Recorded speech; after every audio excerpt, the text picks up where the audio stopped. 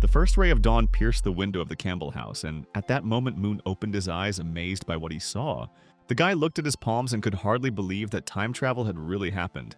He was in a palace with Western-style interiors and furniture. Everything looked alien, but at the same time elegant and even attractive. In the mirror, reflected opposite, he saw a face that was surprisingly similar to his own, only much younger, about 17 or 18 years old.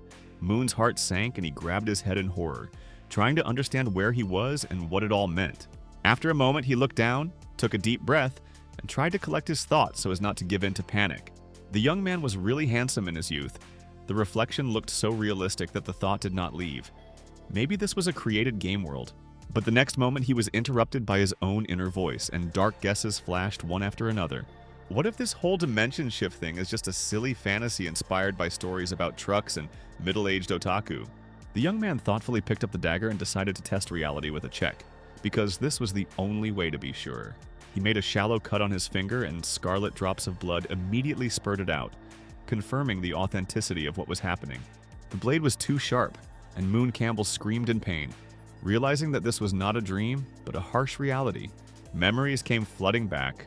Offending the ruling family, the boy was reduced to a commoner, and forever deprived of his noble status. His crime was considered unforgivable. He was sentenced to exile and treated in the most cruel and humiliating manner possible. The boy was threatened with death on the spot if he dared to return to the Empire, and ordered never to show his face there again. Moon Campbell desperately hoped that it was all just a resemblance, but soon realized that he really was in someone else's body. It was the body of a crazy playboy with golden hair, so pitiful that he couldn't even be called an elite-level villain. A story from a novel came to mind, where the heroine, the illegitimate daughter of a fallen nobleman, destroyed monsters, saving the world from darkness. Moon Campbell was just a brainless villain there, mocking the heroine until his machinations brought troubles to the entire ducal family. After being exposed, he was exiled to a distant border, where the boy fell into poverty.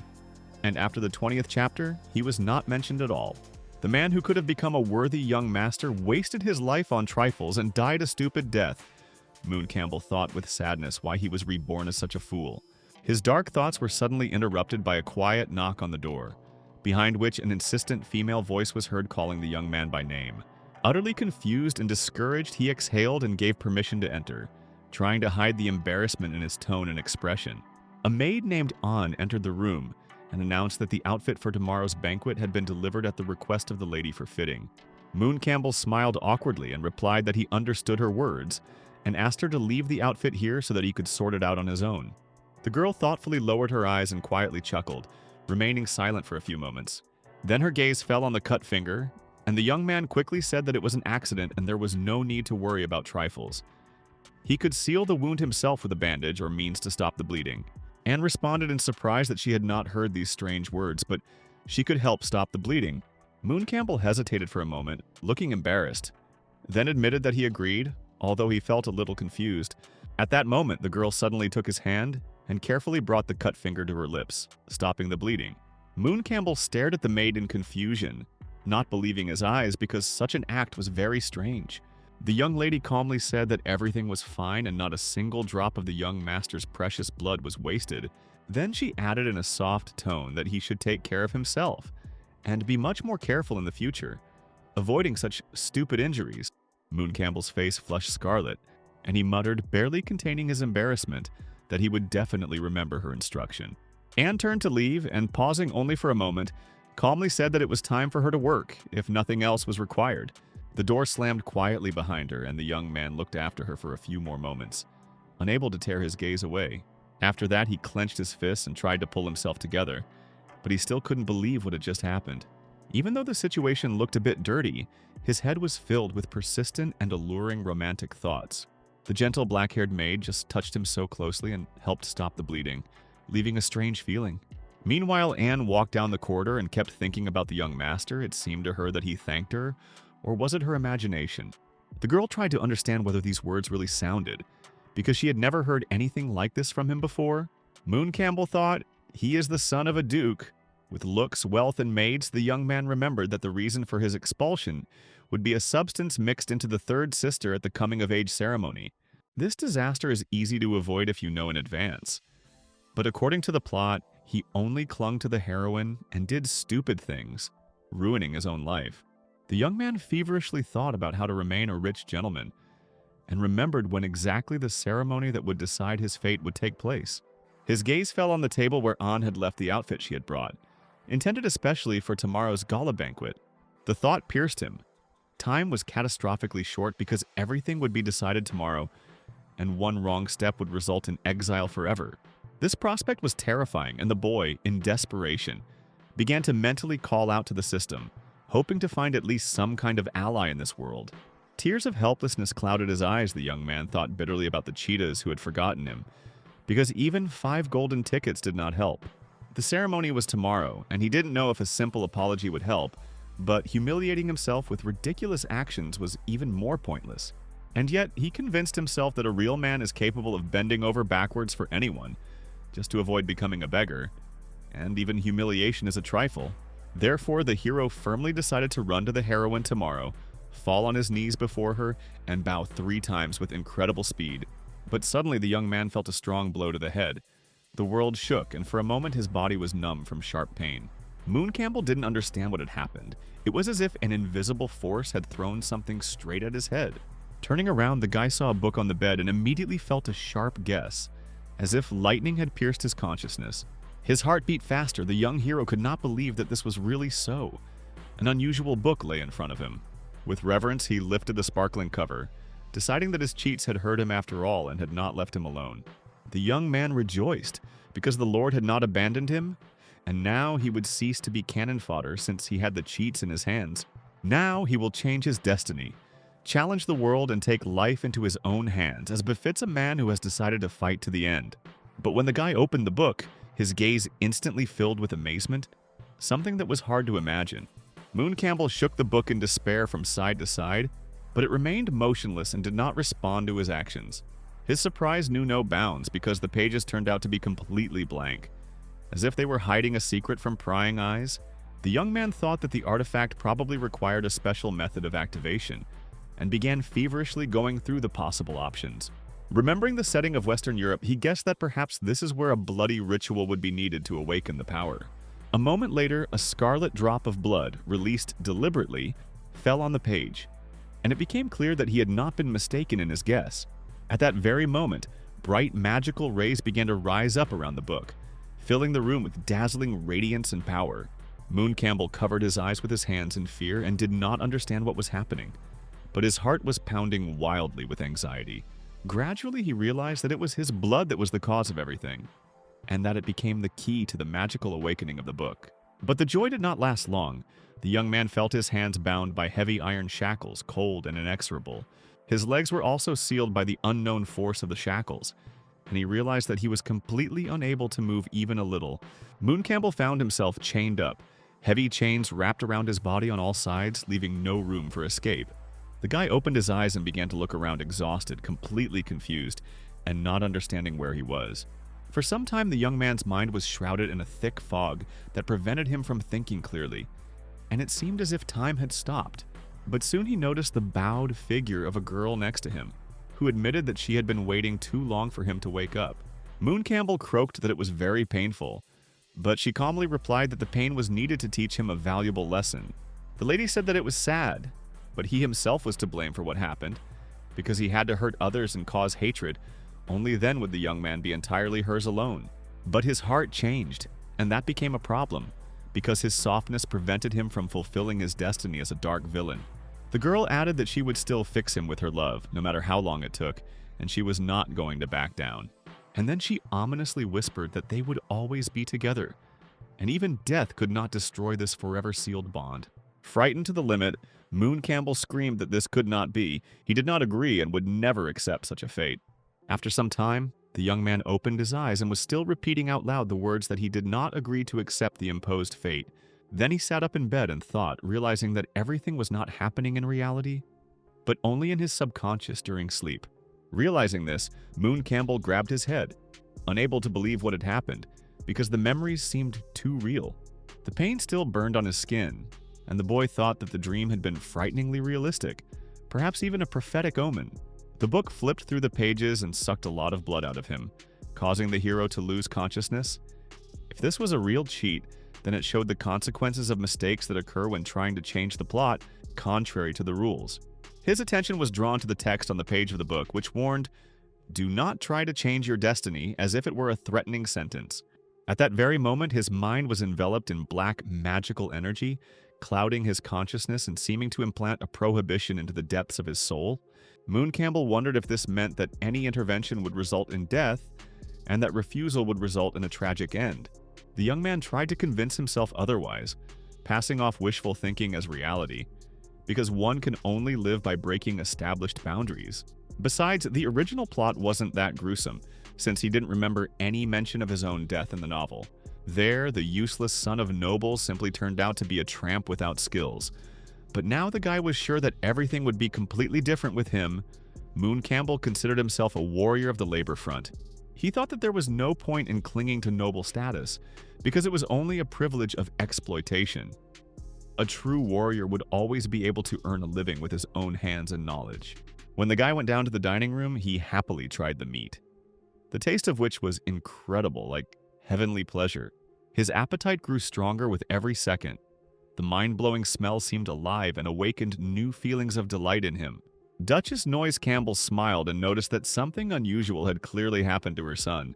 Because he looked happy, Duke Leopold Ron Campbell responded that Moon was probably just looking forward to an important banquet tomorrow. The young man quickly nodded and confirmed their words, agreeing that he was looking forward to tomorrow's event with real impatience and excitement. Noyes Campbell said that her son was growing up so fast that he would certainly attract the attention of guests and young ladies.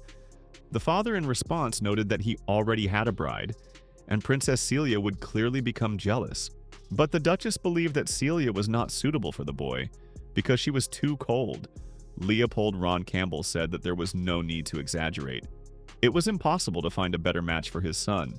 Moon Campbell thought his parents believed so much in their son, but he himself knew very well who Princess Celia was. The third princess was a pure child blessed by God, and in his world had a crowd of fans who admired her contrasting character, and these good people will be forced to leave the highest circles after the ceremony organized by Moon and will disappear from history. The book said that fate cannot be changed, but exile and survival with broken limbs is a difficult test even now. If changing your destiny is forbidden, then the guy can try to influence the situation of other people around him. The incident at the banquet is unlikely to be the reason for the family's downfall. The father was accused of treason for the sake of the nobles' struggle for power. Moon's end is inevitable, but the young man will try to save his family because their knowledge will help find the culprit or frame someone else. The ceremony is in a day and there is no time to negotiate. He will improvise because there is an insult to the family and Celia ahead.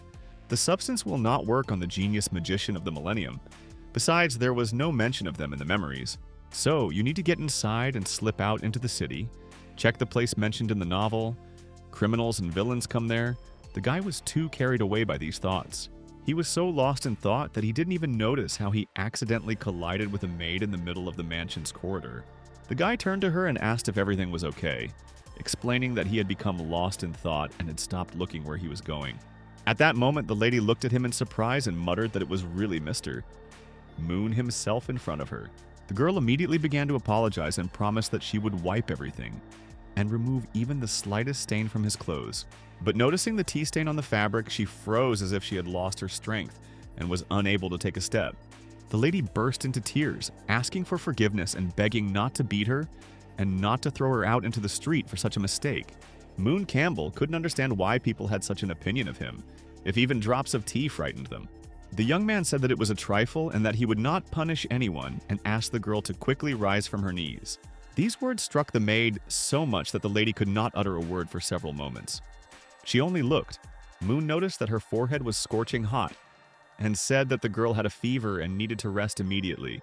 But in response, she admitted that tomorrow was the banquet in honor of the ceremony and there were too few workers to leave.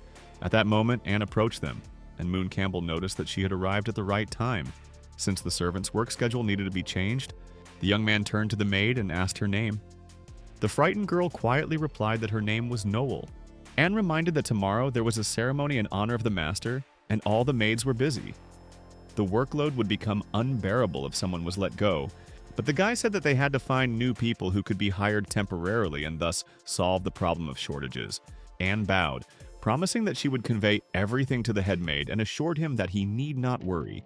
The young man walked ahead, and the ladies watched him with thoughtful glances for some time. Noel, embarrassed, whispered that before the young master forbade bringing servants outside because they were dirty. But now everything is different. Anne replied that their job was to carry out orders, but she mentally decided that the young man had changed, and she would have to think everything through in advance. At this time, Moon opened the chest and frantically began to sort through things, looking for something extremely important to himself. The only way to deal with the princess was a special psychedelic potion, but the problem is not the money, but the fact that it is contraband and is sold only in one place. Finally, Moon Campbell got what he was looking for.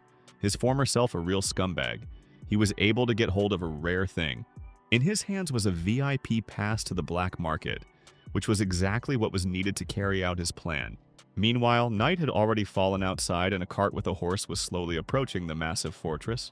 The boy told the servants to wait here and said that he had to buy decorations for his parents for tomorrow's banquet.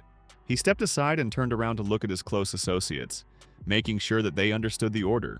People of different classes and levels wandered around, creating a noisy polyphony of the street. But the hero needed to turn the corner.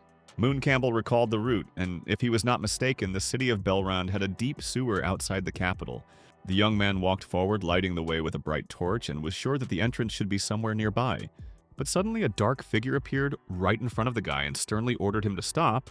The young man calmly said that he had not come by chance, he was looking for carrion, and he had a pass.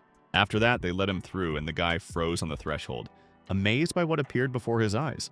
Below was the underground black market, a dark and dangerous place.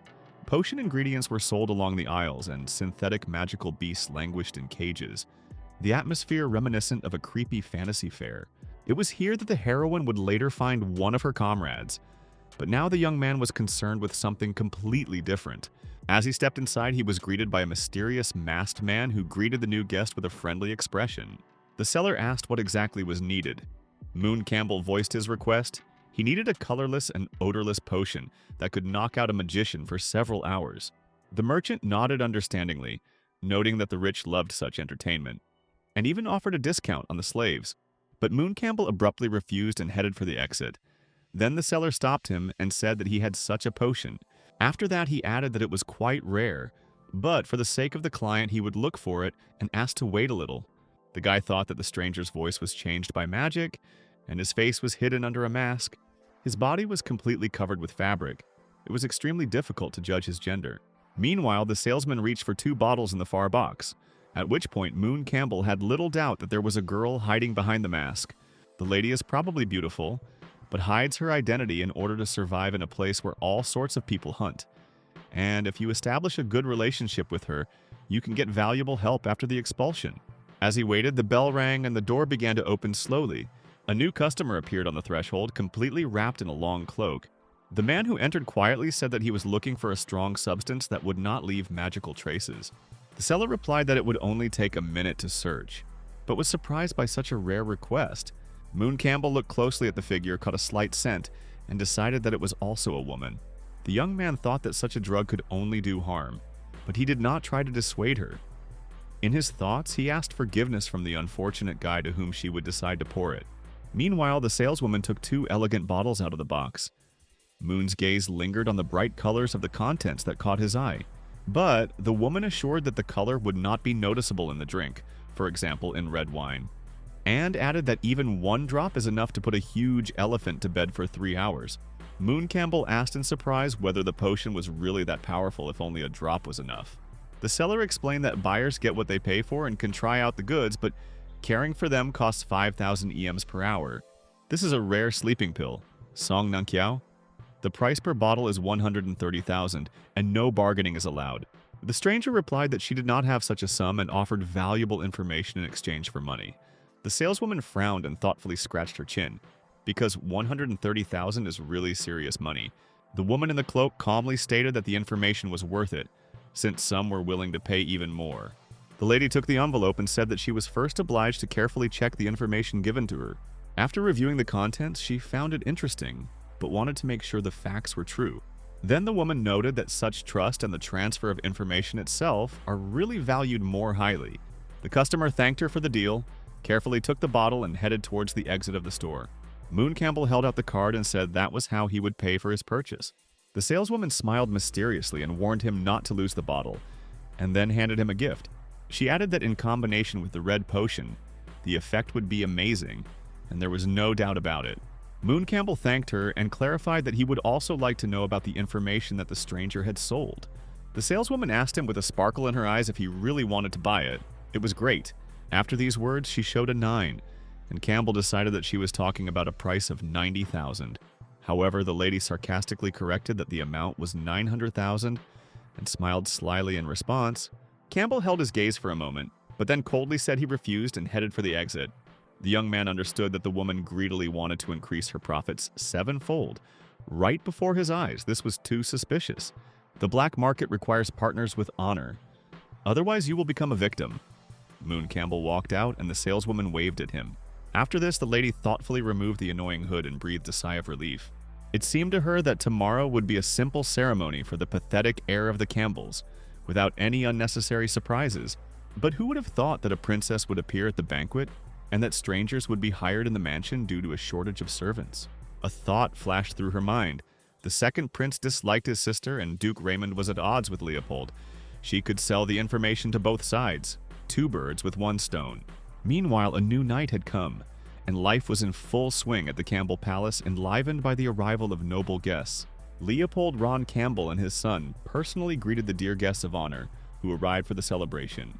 One of the nobles introduced them to his 3rd daughter, and the girl timidly lowered her gaze in embarrassed modesty. But soon she looked up at Moon Campbell in fear, her body trembling and panic seizing her. Completely confused, the lady turned around and ran away, muttering that her mother was waiting for her. The nobleman sheepishly explained on behalf of his daughter, saying that she was shy, and Moon assured him that there was no reason to worry. After this, the young man thought that what was happening seemed quite predictable, because this was exactly what he expected. The problem wasn't just with Marquis Hill's daughter. Every person in the room was looking at him with the same look. The reputation of this body's owner was disgusting, and Moon Campbell took a deep breath, suppressing his despair. At that moment, the father lightly placed his hand on his head and said that his son was doing great today. Leopold Ron Campbell admitted that he was very worried, but in vain. His son became the main hero of the ceremony and assured that today the boy will become a man. Moon Campbell responded that he would do his best to never disappoint his father in the future. But suddenly they became alert. An imperious voice was heard, demanding silence and the attention of the hall. Everyone was asked to greet the 3rd in line to the throne, the child of purity, blessed by the goddess of ice. The 3rd princess of the empire entered the hall with a proud posture. Her gait was majestic and confident. This lady's name was Celia, and she captivated the assembled people with her beauty and charm, worthy of a heavenly creature. The Duke said that he was obliged to meet 2 honored guests, and left his son next to the princess, entrusting her care to him. Moon Campbell stepped forward, bowed respectfully, and greeted Her Majesty with due respect. Celia said that they hadn't seen each other for a long time, and the young man boldly noted that she looked simply superb today. A little embarrassed, the girl accepted the compliment and thanked him with a slight smile on her face. The lady admitted that she had rarely heard such words from him, and it had unexpectedly impressed her greatly. Moon Campbell replied with a smile that it sounded like he was a rude person who couldn't control his tongue. The young lady said that was exactly what she meant, her tone slightly ironic. The guy decided not to go into jokes and suggested that she take a little rest before the official part began. He thought to himself that this girl frightened him with her beauty and the majestic aura of the heroine of a novel. Celia, meanwhile, approached the other guests, but in her mind she noted that Moon was not the same today as usual. Turning slightly, Celia thought that Moon's unusual behavior was just politeness and nothing more. At this time, Campbell caught a conversation about the illegitimate daughter, who also arrived at the banquet and had previously been in a duel with her fiancé. The guests recounted rumors that Count Bungard had recognized her as his heir, but condemned her for her origin and gender. However, the whispers died down when the young ladies entered the apartments and people noticed the Count himself. No one wanted him to hear such words. Moon thought that she was the true heroine of the novel and the central figure of this world. The girl's name was Ariel Bungard, and she walked into the hall with a confident but unhurried gait. Smiling, the young lady waved her hand and greeted him joyfully, asking how her friend was doing. Moon Campbell replied with restraint that he was fine, hiding his embarrassment behind a habitual smile. Suddenly, an angry voice was heard nearby, insulting Ariel and forbidding her to even speak to him. The guy abruptly cut the impudent fellow off, demanded that he shut up and never say such words again. After a short pause, Moon Campbell turned to Ariel Bungard and emphasized that he was doing great and thanked her for her concern. The girl was surprised by his words because she least expected such polite treatment from him. She wondered why he didn't call her a pathetic, illegitimate daughter, but said her full name. There was clearly something strange here. Meanwhile, the young man turned his gaze to the younger girl and said that he remembered her. Miss Liu. He added that he was unable to forget the names of the important guests at the banquet and invited them to feel at ease. As Campbell reached out his hand towards Leah, his gesture was suddenly interrupted, stopping in its tracks.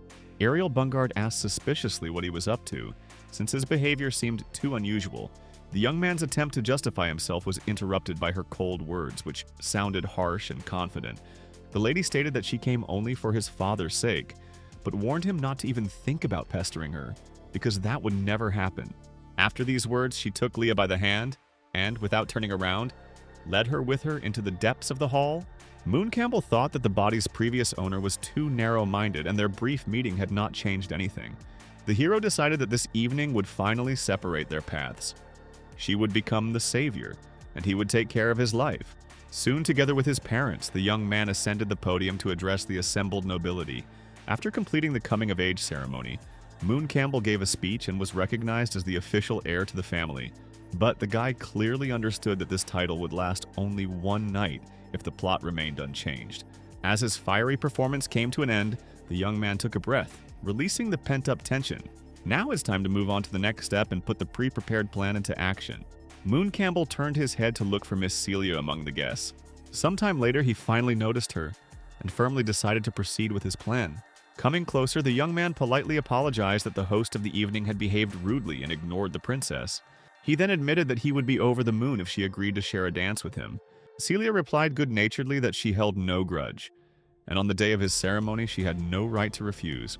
The hall immediately burst into whispers because few could believe that something like this had actually happened. Leah turned to her sister enthusiastically, urging her to see for herself what was happening. Moon Campbell twirled Celia in a graceful waltz, and it looked completely unexpected to everyone. The young lady noticed that her gentleman moved surprisingly smoothly and danced much better than expected. She thought that his behavior had changed a lot and was not at all like before. Recently, during a student ball, Moon Campbell, inviting the Viscount's daughter, behaved completely differently. Then he said that a woman should be overjoyed at the honor of dancing with him, and it sounded arrogant. Now, Moon Campbell was embarrassed, unable to find words to explain such a striking contrast in his behavior. With trepidation, she asked again whether she had correctly repeated those arrogant words spoken once at the ball. In response, the young man admitted his mistake and asked Her Highness to quickly throw that incident out of her memory. Meanwhile, the musicians played the violins, filling the hall with an enchanting and magical atmosphere. Moon Campbell decided to invite Celia to his chambers after the dance, which made the girl noticeably embarrassed.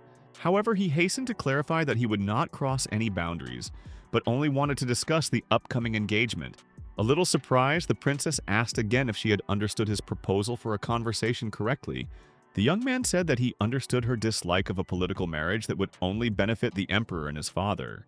They are both forced to submit to the will of the ruler, and breaking the engagement would damage the reputation of both families. After that, the guy quietly leaned towards her ear and whispered that their views coincided, and they could look for another way out. Celia nodded seriously, agreeing that such matters were indeed best discussed in private. The young man smiled faintly to himself, glad that she believed him, and mentally apologized for having to follow the plot. Suddenly, his reverie was interrupted by Celia, who declared that she was ready to go to his chambers immediately. The girl emphasized that there was no point in waiting for the end of the dance, and imperiously pulled him along with her. It was so unexpected and swift that Moon Campbell could hardly stay on his feet, but he obediently followed. At this time, the governesses followed them with a heavy look and whispered that the princess had left with this smug youth. One of them said that it was time to intervene, and the second agreed that they needed to act immediately because they were on the lands of the Lionheart. Soon after entering the room, the young man offered his companion a glass of red wine, but she refused without hesitation. She coquettishly adjusted a strand of hair and said that she could not drink alcoholic beverages. The guy felt a little disappointed, but he didn't lose heart, because the plot of the novel didn't explain how exactly he captured the princess's heart. The red potion remained unused, and he only asked with a charming smile what she would like to drink. but he added that there was only black tea and red wine, since there were problems with deliveries yesterday. With feigned cheerfulness, the young man went to make tea and briskly promised that everything would be ready very soon. Celia could not understand the reason for his excessive joy, wondering why he was so inspired by the simple act of brewing tea. Meanwhile, Moon Campbell turned around furtively, afraid that no one would notice the true meaning of his actions. The guy dropped a drop of the potion, thinking that even against the strongest sorceress it was better to be on the safe side, but he did not dare to take a risk with the gifted bottle. Suddenly, Celia looked out through the half-open door, and the guy flinched in surprise, almost dropping his cup. He quickly said that everything was almost ready. Only a few minutes remained before the start of their tea party. After this, the young man asked the princess to return and wait outside, but did not notice how drops of the second potion rolled down the neck of the bottle and dissolved in boiling water. At that moment, he was watching tensely the princess, who had already sat down and looked completely unsuspecting. Moon Campbell felt a chill in his stomach. If there had been any magical traces left in the tea, he would have certainly been caught on the spot. After this, the young man turned around and noticed something strange on the floor, which made his heart clench with anxiety. To his horror, there was a red stain left there, a trace of the potion, and it was simply unthinkable. Moon Campbell had planned to dilute it into thousands of doses and sell it as a sleeping pill. But now, everything has been ruined. Meanwhile, there was no more time left, and the young man hastily announced that the tea was ready. Celia looked thoughtfully at the cup, doubt flickering in her gaze. The drink looked too unusual. She asked in surprise if their family always had such strange, reddish, and shining tea. Moon Campbell, feeling a cold sweat on his back, assured her that it was a rare Oriental variety, recently imported. The young lady asked again with a touch of irony whether this was really true, and declared that the owner should try first. The guy was indignant. Did she really suspect him of forgery? But Celia calmly reminded him that such was noble etiquette. At the moment when he had already raised the cup to his lips, he was suddenly stopped by a decisive movement. Celia suddenly snatched the cup from his hands, smiling as she noticed that his drink looked much more appetizing. The lady suggested that they swap, and added with innocent confidence that she hoped the young man would not object. The next moment, the girl took a sip, but immediately felt her consciousness rapidly plunging into a murky fog. Moon Campbell asked worriedly what was happening to Her Highness as the princess's body went limp. The lady tried to say something, but the words got stuck, and after a moment her mind completely faded away.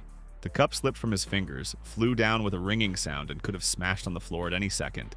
The young man looked at the unconscious girl with gloomy concentration, not daring to move for several long seconds.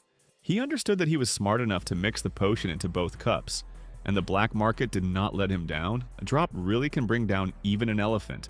However, the details were confusing. The story did not mention that the princess does not drink alcohol. Does this mean that the owner of the body also mixed it into the tea? There was no time to think now. The heroine would appear almost immediately, and he quickly figured out how to lower his clothes for the sake of his planned plan. The young man began to pull off his clothes, but the fabric stubbornly clung and refused to give in, throwing him off balance. Only after several painful attempts did everything work out, and the young man sighed with relief, rejoicing at his success. A thought flashed through his head. The mission was complete. All that was left was to wait for the heroine and put an end to this farce. But, looking at his watch sometime later, Moon Campbell frowned. Nothing had happened for too long. Half an hour had already passed, and Ariel Bugard still hadn't shown up to save the princess and punish him according to the plot. The guy wondered how exactly the events in the original story had developed, because his memory suggested vague details. It seems that the heroine's dress was stained by a sick maid from the Duke's mansion, which is why she was forced to leave. She then angrily went to the toilet to tidy up her outfit, but it was there that she ran into the scoundrel. There, she caught the owner of the body, who at that moment was about to pounce on the defenseless princess, and then Moon Campbell froze, realizing something terrible because he remembered who exactly was hiding behind the image of that maid. The girl who had recently introduced herself as Noel suddenly appeared in his memory. A slight tremor pierced the young man's heart. He couldn't believe that everything was turning out this way. Could it be that he, without realizing it, changed the plot, and now all the events are moving along a different, unpredictable line? The thought that this would lead to huge problems completely captured the guy, and Celia suddenly did not open her eyes. Moon Campbell frantically tried to remain calm and think of a way out. He was sure that the princess was unconscious, but a sudden chill ran down his spine, abruptly tearing him out of his stream of thoughts and forcing him to turn around warily. It all happened instantly. Celia quickly appeared next to him and, without thinking, grabbed his face with her cold hand. The next moment, the lady threw him to the floor and leaned closer, her eyes glowing with a strange gleam. The young man was overcome with real fear, and he hastily begged her to listen, claiming that the princess had misunderstood everything. But, looking straight into his eyes, the girl said something unexpected, complaining that she was too hot. Celia confessed with emotion that her body was filled with a heat that could not be described in simple words. Moon Campbell recoiled in horror, dimly aware of the dark intentions behind her words. But at that very moment, his hands were enveloped in an icy captivity, completely depriving him of the ability to resist or even move. The girl leaned smoothly towards him and in a cold voice noted that her friend was too cold. And that was exactly what attracted her. Now everything depended on Ariel Bugard. If she didn't make it in time, the lie invented by the young man risked turning into the truth. Meanwhile, in another part of the mansion, Ariel was clutching her stained dress, which was still dripping with icing, in irritation. Awkward Leah dropped the cake right on her dress, and now the lady could hardly contain her indignation and rage. Walking down the corridor, she suddenly became alert and noticed a strange rustling and movement behind the door. Clearly not harmless. The girl frowned and thoughtfully asked herself what was going on there, since someone was clearly hiding inside. But at that very moment, she was interrupted by the maid, who advised her not to rush and to be a little careful. The girl bowed low and respectfully said that further on began the closed territory of the Grand Duke's mansion. Ariel Bugard curiously asked what this place was, but the maid replied that she could not reveal the secrets. She then noticed Ariel's dirty dress, and she sheepishly admitted that she had indeed dropped the cake and was looking for the restroom. The maid kindly offered to help and immediately activated a magical mechanism that began cleaning the fabric from stains. Ariel was in deep shock. She understood that the Duke received his title for a reason, because even the servants possessed magic. The maid announced that the process was complete, and gently reminded that there would be little pachichi cake at the banquet. It was better not to miss such an opportunity. An ecstatic Ariel exclaimed that she would never want to miss this cake, as it was her real weakness. She waved cheerfully at the governess and said that she had to hurry, after which he quickly moved on. The maid politely wished him well and smiled, also waving goodbye with a slight gesture. But the next second, her gaze became serious and concentrating. The young lady slowly turned back. Ariel Bugard thought the maid seemed strange, smelled of blood, and there was another person lurking nearby. But she decided not to look into it. After all, Celia was an adult and talented sorceress, at that age already a genius, unattainable for a stupid playboy. The young lady was convinced that her only concern now was to manage to grab a piece of her favorite cake. Meanwhile, the maid turned to her friend with a question about the girl, who explained that she was not Nine's target. They were in a partnership, and that's how she found out Nine had failed the mission, and that girl had killed him, being 2 levels weaker. But now everything is almost ready. You just need to open a gap in the barrier of the mansion. It was difficult to do this because the slightest mistake will attract attention. However, the second insisted that there was time. Moon Campbell and the princess were distracted by business and would not interfere right now. At this point, Moon Campbell himself caught his breath. Glad that the ordeal seemed to have finally come to an end, he avoided it with all his might to maintain his status as a 30-year-old great mage. Otherwise, he would have been killed for his misconduct with the princess. But his hopes were dashed, and a cold, soulless blade froze near his face, and Celia demanded that the guy say his last words before his inevitable death. The young man tried to defuse the situation with a joke, and asked if Celia would kill him if he remained silent for a few seconds. The girl coldly replied that if there were no last words, she was ready to carry out her plan. And Moon Campbell fearfully asked for at least a minute. He understood that he would not live to see the merrymaking if he could not calm the princess, and decided to take a risk relying on the wisdom of modern man. Looking at Celia, the young man admitted that he had not previously appreciated the sincere love that had once arisen in him, and he regretted it. Moon Campbell added that if heaven gave him another chance, he would certainly use it to correct the mistakes of the past. At that moment, a sword flew over his head, and the young man was already frozen with fear before he could come to his senses. Celia asked with a hint of irritation if that was why he had behaved so disgustingly before. The guy explained that his actions reflected his sincere feelings, albeit poorly expressed. The girl replied that such a dirty and vile act could not be called sincere, and suggested that the young man was probably making fun of her. If he really loved Celia, Moon Campbell had to conquer her with his strength of character and become a real man so that she would agree to marry him even without love. A tear rolled down the princess's eyes. She looked down and sternly said that the guy had slipped her a substance and had chosen the most vile and shameless path. Moon Campbell repented, explained that he did not want to harm. He was simply left with no choice and needed a result. But Celia did not listen and demanded that he kneel. At that moment, there was a knock on the door, and the boys were stunned for a few moments by the surprise. Celia grabbed the young man by the throat and ordered him to drive away the uninvited guests, and he replied that the room was soundproof and no one would hear anything. The girl held it in the air for a few moments, then snorted contemptuously. After that, she said that he would live a little longer, but for now he should get dressed and open the door, demonstrating complete contempt. Moon Campbell dressed, thinking about his enormous problems, but he knew he had only 3 options left. Whether he died at the hands of Celia, faced a public execution by order of an angry emperor, or allowed someone to cut him into pieces in a dungeon, as he had in his dream, death awaited him everywhere. The main character seemed powerless because what was the point of her when events had already taken a critical turn and the outcome was predetermined? With these thoughts, Moon Campbell opened the door and stared in surprise at the person standing on the threshold. It turned out that it was the maid who said that the mistress noticed their long conversation with the princess and asked for some snacks. Moon Campbell thanked her and told her to leave everything on the table, promising that they would eat later. But suddenly the young man became wary and said that he did not remember this girl. The maid explained that she was only called a servant at night, so no one knows her. She was a temporary assistant at the banquet. Moon Campbell remembered and saying that there were no extra uniforms, so only common servants were hired. And the maid confirmed this with a slight sparkle in her eyes. Suddenly, she pushed the guy away and ran forward quickly, and the young man understood without a doubt that there was a killer in front of him. Moon thought that if she wasn't trying to finish him off right away, then her goal was something completely different. Celia was probably in danger now. The lady meanwhile looked at the governess who had entered with confusion. At that moment, the girl pulled out her weapon and quickly jumped into the air, intending to attack. Moon Campbell managed to intervene in time and blocked the maid's path, hoping to save Celia from the imminent threat. The next moment, the young man opened his eyes and quietly whispered Celia's name. However, the princess had already managed to get into a defensive position, holding her weapon with determination, ready to attack. The lady asked menacingly who had sent her, suspecting her foolish brother who still hoped for his superiority. In response, the servant said that the information about the client was strictly confidential and no one should know it, especially someone who might die today.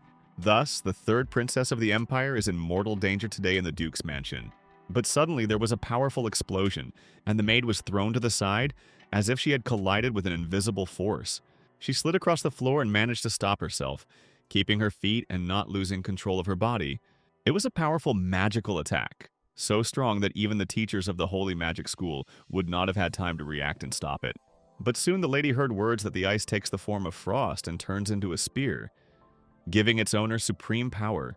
Celia held the spear tightly in her hands, her gaze focused and filled with determination to defeat any opponent. The girl suddenly moved forward with a jerk, at the moment when her opponent recoiled, trying to keep her distance. Celia met the maid's eyes with composure, completely confident in her skill and the successful outcome of the fight. At this point, the governess felt that events were not developing as smoothly as she had planned in her strategy. Moon Campbell, meanwhile, thought that mortals could only suffer when gods fought, and realized that he needed to leave here immediately. However, a moment later, his eyes widened. The door through which he could exit was locked, depriving him of a chance to escape. This came as a complete surprise, and in desperation, Moon Campbell tried with all his might to find a way to get out of the locked room. The door was damaged, and the boy realized that it was the result of the actions of that maid, whose murder attempts were not envisaged in the original plot. The next moment, the young hero stopped, as a guess flashed through his head that could explain what was happening. He remembered giving On the order that the sick workers should rest and be replaced by new ones, and he realized that it was because of this order that all the events of the previous night had developed so unpredictably. The guy was amazed. They had started looking for the servants the night before, and someone had been monitoring the affairs of the mansion around the clock. A sudden blast of ice magic interrupted his thoughts, and Moon Campbell clutched his head in shock, feeling a growing sense of horror. Now he could only pray for Celia's victory since his weak body was in no way capable of helping in a battle of this level. She became the main target of the killers, and the plot of the original has already changed irrevocably. The future is now shrouded in uncertainty, but even Celia's possible victory remained a question mark, since the outcome of such a fight would not necessarily be good for them. If the lady were to die unexpectedly, then explaining what happened would probably prove impossible even for the Duke himself. The next moment, the maid said that nothing else could be expected from a genius chosen by God. Celia replied that she had used short leg acceleration, light magic, and gravity magic, but she had not felt the vibrations of the latter two, which was probably the work of the killer lurking in the next room. The maid was convinced that Celia could indeed discern magic with just a glance. But that would not help, since she had killed many geniuses, and even among them the princess was considered a monster. Then the lady said that she was ready to spare her if the maid would reveal the customer who had planned this murder. However, the governess only laughed and noted that murderers rarely engage in conversation, but sometimes they need to stall for time. An unkind gleam flashed in her eyes, foreshadowing imminent trouble, and the air around her seemed to tremble with evil intentions. The next moment, a powerful explosion thundered, from which both girls froze, not even having time to realize what had happened. Another maid outside noticed that the door was blocked and, holding back her magic, told her friend to hurry or she wouldn't be able to stand it. She replied that she understood and quickly reached for a hidden pocket sewn into the hem of her dark dress. The girl spoke solemnly, offering the blood of 100 children's hearts as a sacrifice to the god of the dancing world, the lord of the red sun and the great king of corruption. Celia asked warily if a ritual of worship of an evil deity was really being performed before her. At this time, the maid was already surrounding herself with black magic circles. Turning to a higher power with a prayer, the lady asked to grant her the power to suppress the wind, crush the snow, and overcome any elements. Under the weight of the released force, Celia found herself thrown back against the wall, completely taken aback by the swiftness of the attack. The girl screamed with hatred in her voice. How dare these insignificant scoundrels appear right in front of her? The governess coldly replied that they were rats only in the eyes of the princess, but for others it might be different. The next moment, she pushed herself off the ground with a sharp push and announced that the hour for the decisive duel had arrived. The woman promised that the princess would die at the hands of these rats, and then everyone would see who would be the true winner. Her eyes filled with a blinding madness, and, laughing hysterically, the maid went on a merciless offensive. But suddenly the girl became wary, noticing something right in front of her, and her confidence showed its first crack. Celia rose to her feet, displaying amazing skill with her blade as she dodged each fatal blow. However, the ice magic no longer responded to her call, and the maid became convinced that victory was now entirely hers. In her eyes, Celia was nothing more than a defenseless lamb, ready to be slaughtered, unable to resist. The girl flew away and fell into a cloud of dust, but to her opponent's surprise, she continued to stand on her feet. Even though Celia's body was wounded, she stubbornly held on and was not going to admit defeat. The maid chuckled and said that their game was almost over, only the final finishing touch remained.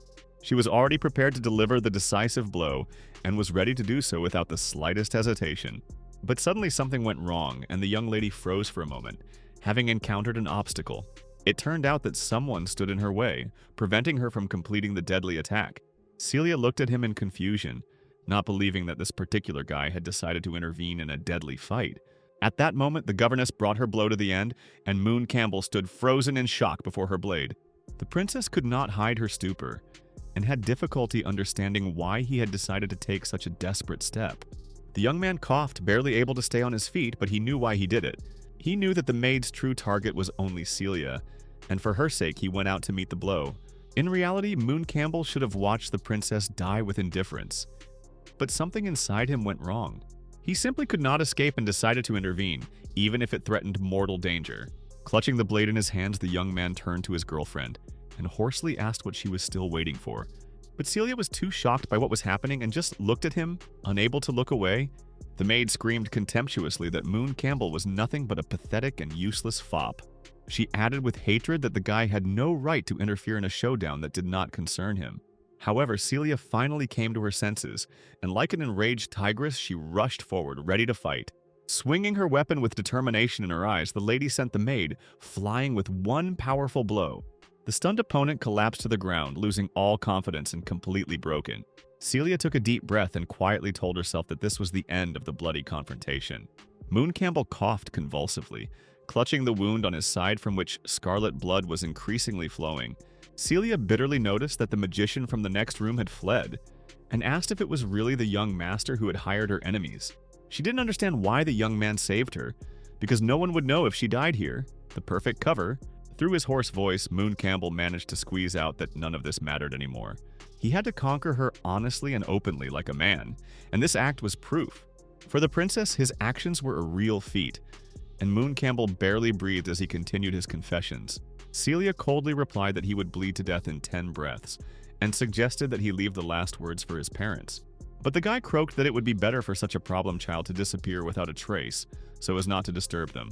Finally, he weakly ran his hand over her cheek and asked for forgiveness for everything he had done to her during her life. His last words were a confession that he truly loved her, after which the young man drowned in darkness. His hand fell limply to the ground, no longer showing any sign of life. Celia whispered thoughtfully, "Did Moon really believe that death could atone for his guilt?" With difficulty holding back her tears, she called his name in a barely audible, muffled voice. But then she firmly said that she did not accept the apology.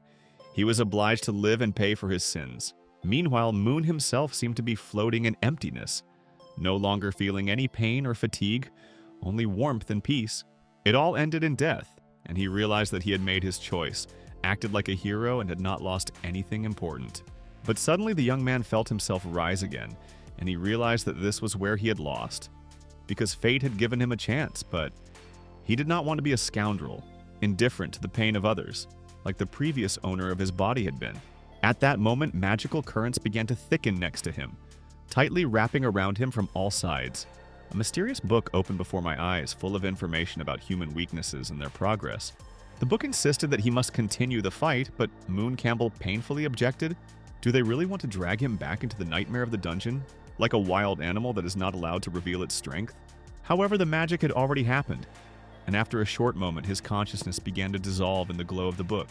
At this time, the maid was rushing down the corridor, convinced that their plan had almost succeeded, but Moon Campbell had interfered, and it was necessary to destroy him. But suddenly the lady was overcome with horror. A voice was heard behind her, clearly picking up on her intention to harm her son. When she turned around, Duke Leopold Ron Campbell himself stood before her in all his might. This man was nicknamed Lionheart, a powerful and just lord.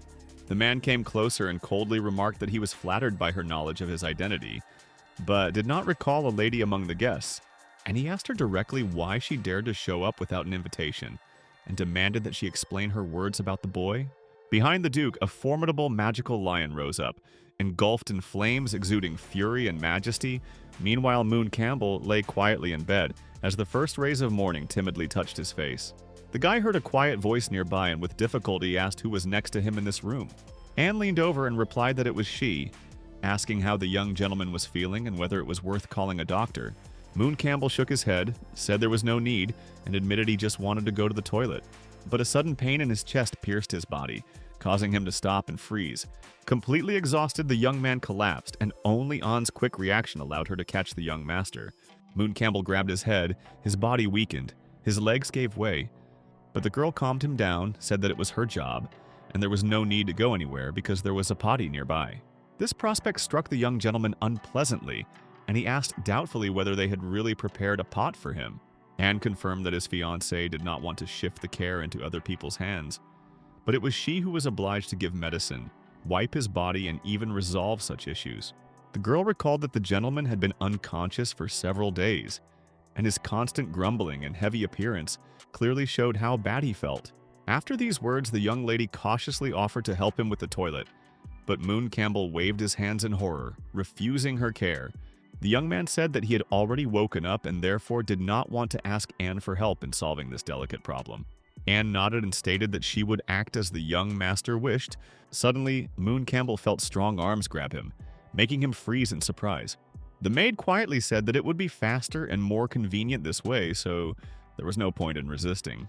At this moment, the other maids heard the screams and looked out at the door with some surprise. Anne appeared outside the door, quickly carrying the young master.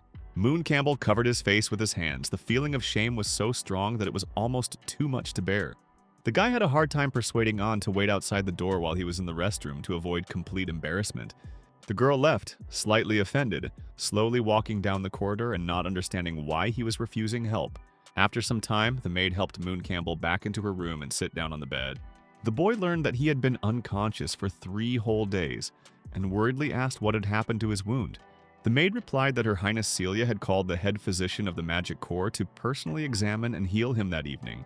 However, the doctor said that the young man's brain suffered from oxygen starvation, which is why sleep lasted for many days. Moon Campbell realized that the princess did all this. After that, he asked what Celia had said about it, hoping that she had not said anything unnecessary.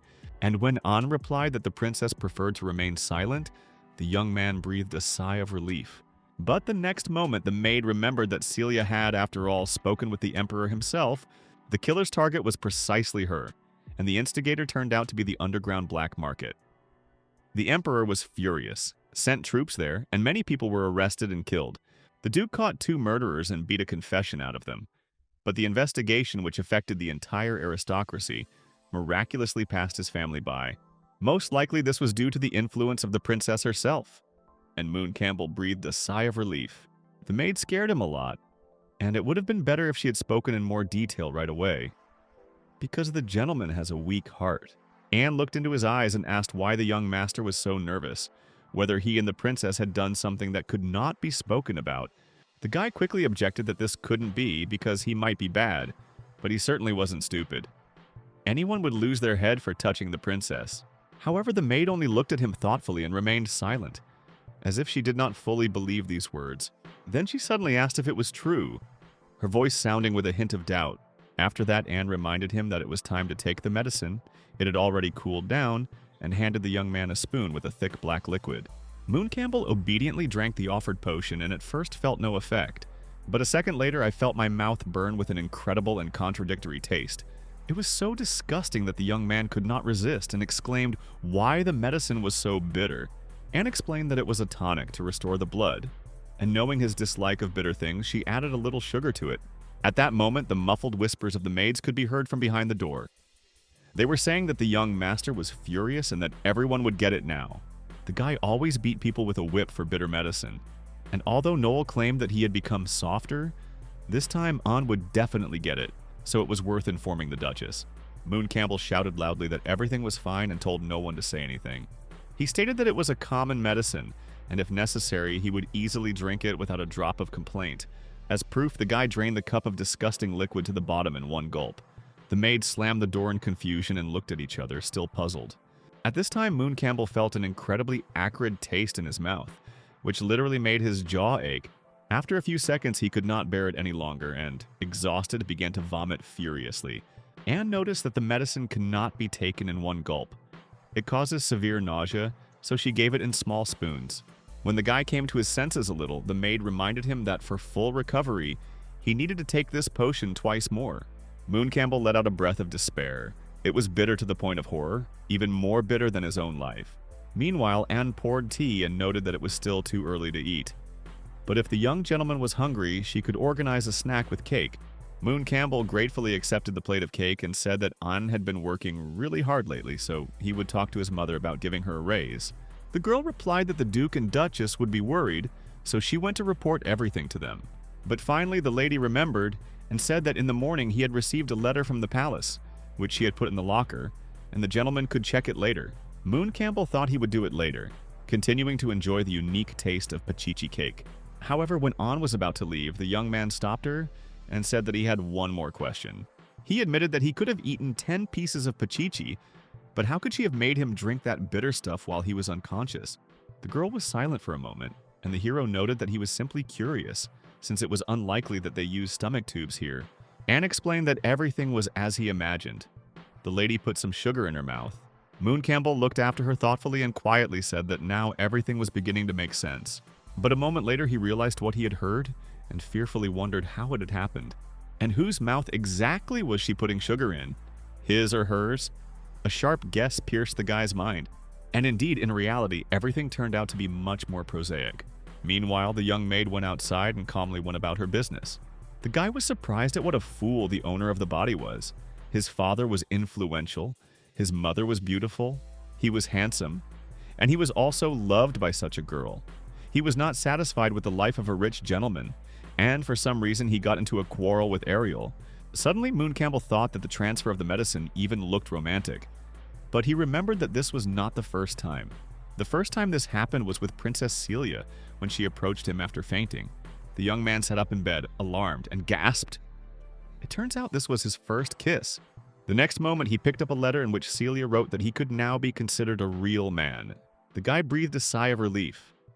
The investigation into his misdeeds was postponed and the worst outcome was avoided. However, the main question remained ahead: how exactly events would develop further. Soon the hero went down to dinner where his mother could not hold back her tears because they had waited so long for him to wake up. He replied that everything was fine, but the woman noticed that her son had changed. Her ideal Moon now wore a scar.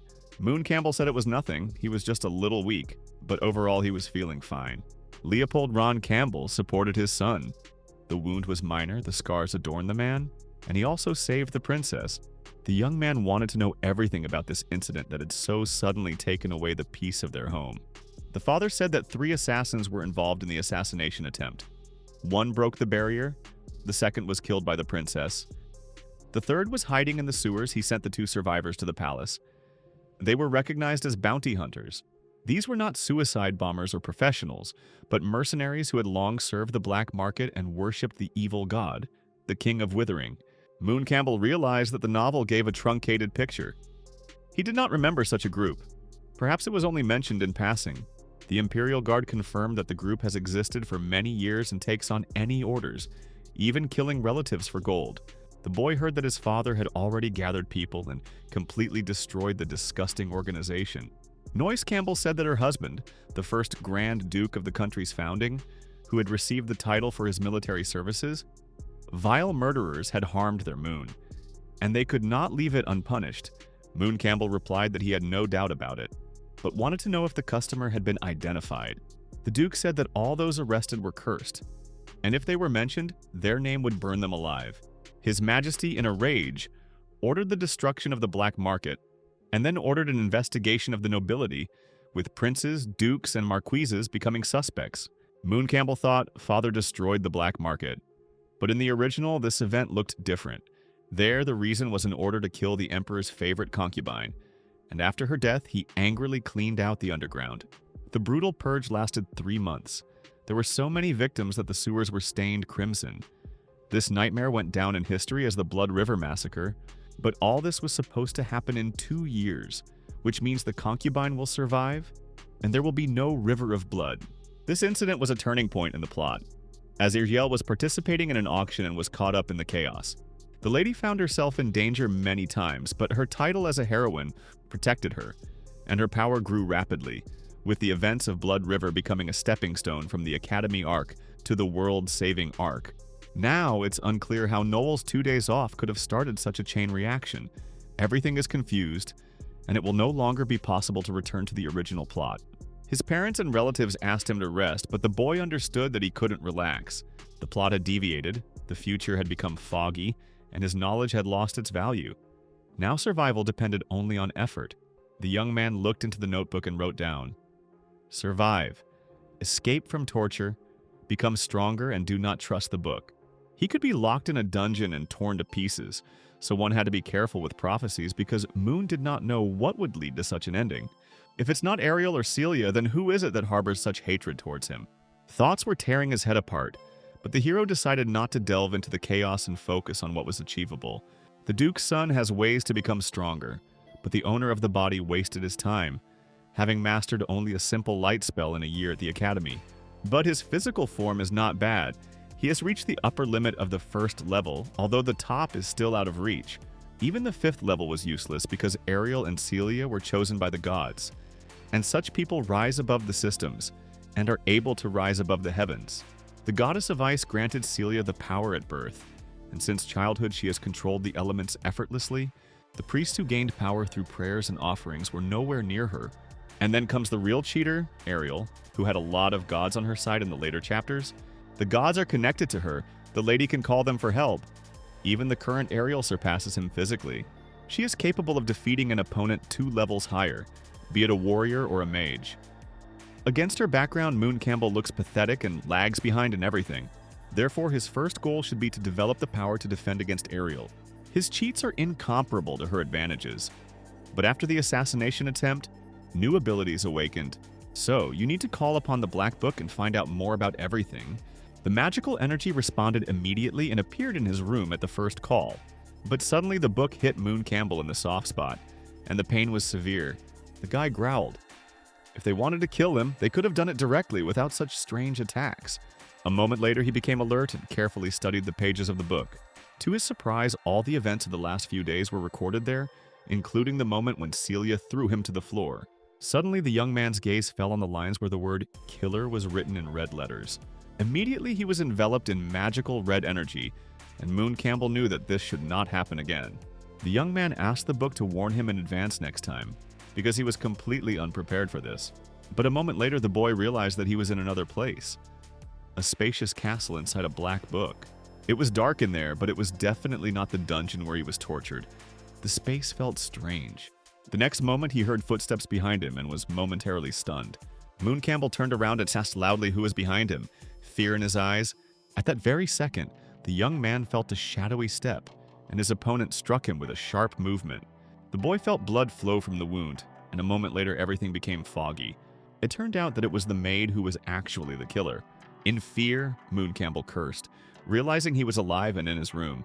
But the vision seemed realistic. The hero didn't understand what it was all about. He could have been finished off in a second, but everything came from the book. The next moment, the young man turned to the black cover to understand what was happening. A moment later, he discovered the records of his mastery. The true power of the book was astounding, and he felt ashamed of his previous pride. The young man thought that he could try the cheat a few more times if his guesses were correct. The book promised incredible opportunities. Late that night, Moon Campbell finally returned to his room, completely shaken. Inside the illusory world, time passed the same way. This time, Moon Campbell lasted 3 seconds. It was necessary to assess the level of skill and understand how much it has changed over time. The Black Book recorded the skills of opponents, allowing them to train in the shadows and hone their skills for free. The nimble steps and dexterous movements of the opponent simultaneously fascinated and frightened. Soon these skills will become his, and with such a powerful cheat, even the main character cannot be afraid.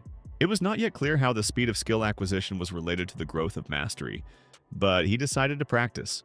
Suddenly, the book fell sharply right on his face, causing severe pain and confusion.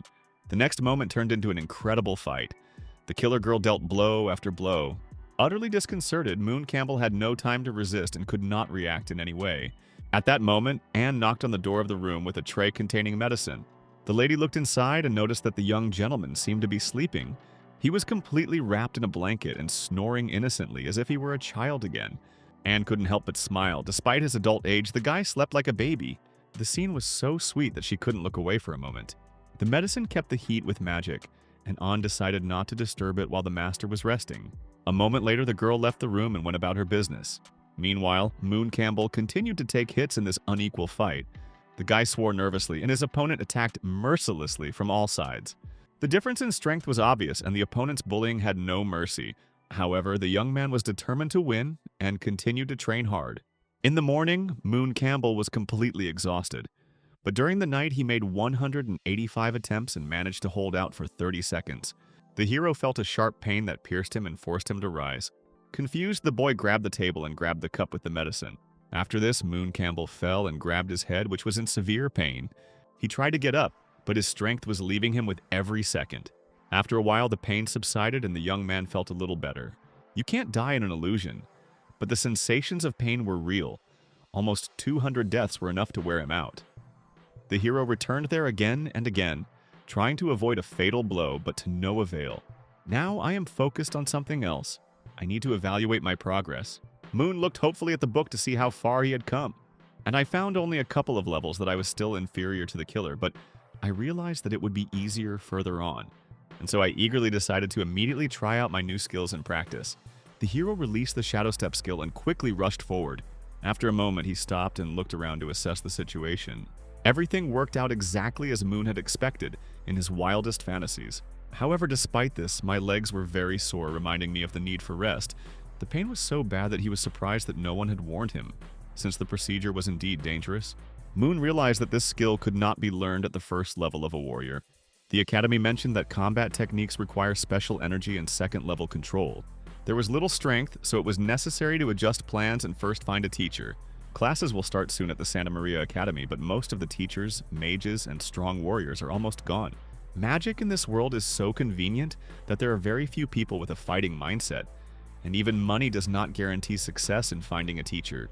Moon Campbell suddenly remembered that he knew the strongest warrior from the original. This man, his father, Leopold Ron Campbell, who was considered the ceiling of warriors with the strength of 1,000 men.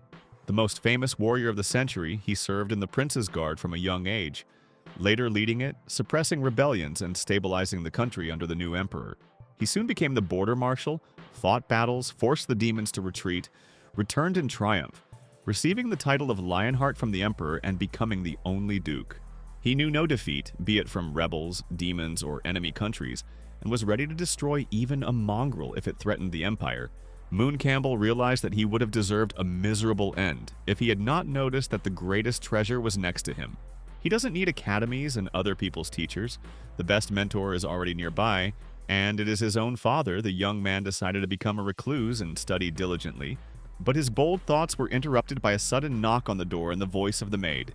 Moon Campbell said he woke up early and asked if anything was wrong. When the boy found out that his father was looking for him, he was genuinely happy. It was just in time. The two maids looked at each other hesitantly as their little sister, Anne, walked past. The ladies still haven't gotten used to the fact that she has now become the main one among them. Moon Campbell immediately noticed this change and asked if she had really been promoted. The lady only nodded briefly. It turned out that the former head maid had resigned shortly after he woke up, and Anne had been appointed in her place. The young man thought that all this was connected with his order, but this woman had been with him since childhood, and their relationship was almost like a family. Anne said that it was not the young master's fault. She left her position but remained part of the Campbell family, and very soon he himself would understand everything. Soon the young man found himself in the arms of his mother, who joyfully hugged him. The woman was incredibly happy to see her son healthy, and again reminded him how many times she asked him to call her not mother, but simply mommy. She sat him down next to her and with a smile asked him to hug her again, as a sign of agreement with her request. But suddenly Moon Campbell noticed a slight movement in her stomach, and he could hardly believe it. The woman confirmed that they would soon have a brother or sister. The father invited a doctor, and the news was confirmed. They began to discuss who would be born, and Leopold Ron Campbell watched the conversation in silent thought. Then the father reminded him that his eldest son had barely recovered from his wounds, and that the new child was fragile and needed to be less anxious. After this, the Duke ordered his son to sit down because they were about to have a serious and very important conversation for the whole family. Moon Campbell was shocked to hear the incredible news that his father was going to return to the front lines of the war. Leopold said he was leaving after lunch, and his mother and the servants would also move home in the afternoon for the sake of the child's well-being. After this, he instructed the maid Faye to take care of his pregnant wife and closely monitor her condition. Moon asked excitedly if it was really impossible to refuse, since the Empire had enough generals ready to lead troops into battle. The Duke replied that there was no choice. The demons from the lands of the Abyss had become active after 10 years of silence, and war was near. Then the young man had vague memories, because in the original, this invasion was just a diversionary maneuver by the enemies. The main character will soon enter the arc of the savior of the world. Her role will become outstanding and fateful for further events. But Moon Campbell thought that if his father was gone for 3 years, his educational plans would be in jeopardy. The guy wanted to lie low and come back stronger after a while, but now everything was falling apart and he didn't know what to do. His hands were shaking, his gaze was glassy, and the cup in his fingers betrayed the internal tension and weight of his experiences. Soon a carriage drove up to the mansion, ready to deliver the noble passengers to the palace at the appointed place. Noyce Campbell cried inconsolably. Her husband tried to calm her down and convinced her that tears were harmful to the unborn baby. Moon stood to the side, shocked. When his father addressed him, the words sounded authoritative and burned his heart. The Duke said that his son risked his life to protect the princess, which means he has the courage to defend the country. The man then showed a medal, the coat of arms of the Campbell family, the blade of His Majesty piercing the golden dragon of the enemies. The father reminded that each member of the family fights on his own battlefield, and now his son can continue his path. The boy already possessed the qualities of a grown man and had the groundwork created by his father's efforts for his future path. Leopold Ron Campbell suggested getting down to business, and suddenly asked his son what he thought of the maid Anne. Moon Campbell replied thoughtfully that the girl was good, but he did not understand why his father would be interested in this question. The Duke noticed that he had been watching her since childhood. She was smart and from a decent family, and not just a servant in the house. If her son really likes her, then he needs to hurry, because the family has too few direct heirs. Although Moon reminded him of the engagement, his father stated that it was the Emperor's decision, and the marriage with the princess would be carried out in any case. As a result, the girl will become the main wife. The Campbells will receive an alliance, but In 3 years, grandchildren should be born, and Anne will be useful for this. After the conversation, the carriage set off and gradually disappeared along the road, taking the Duke on a new campaign.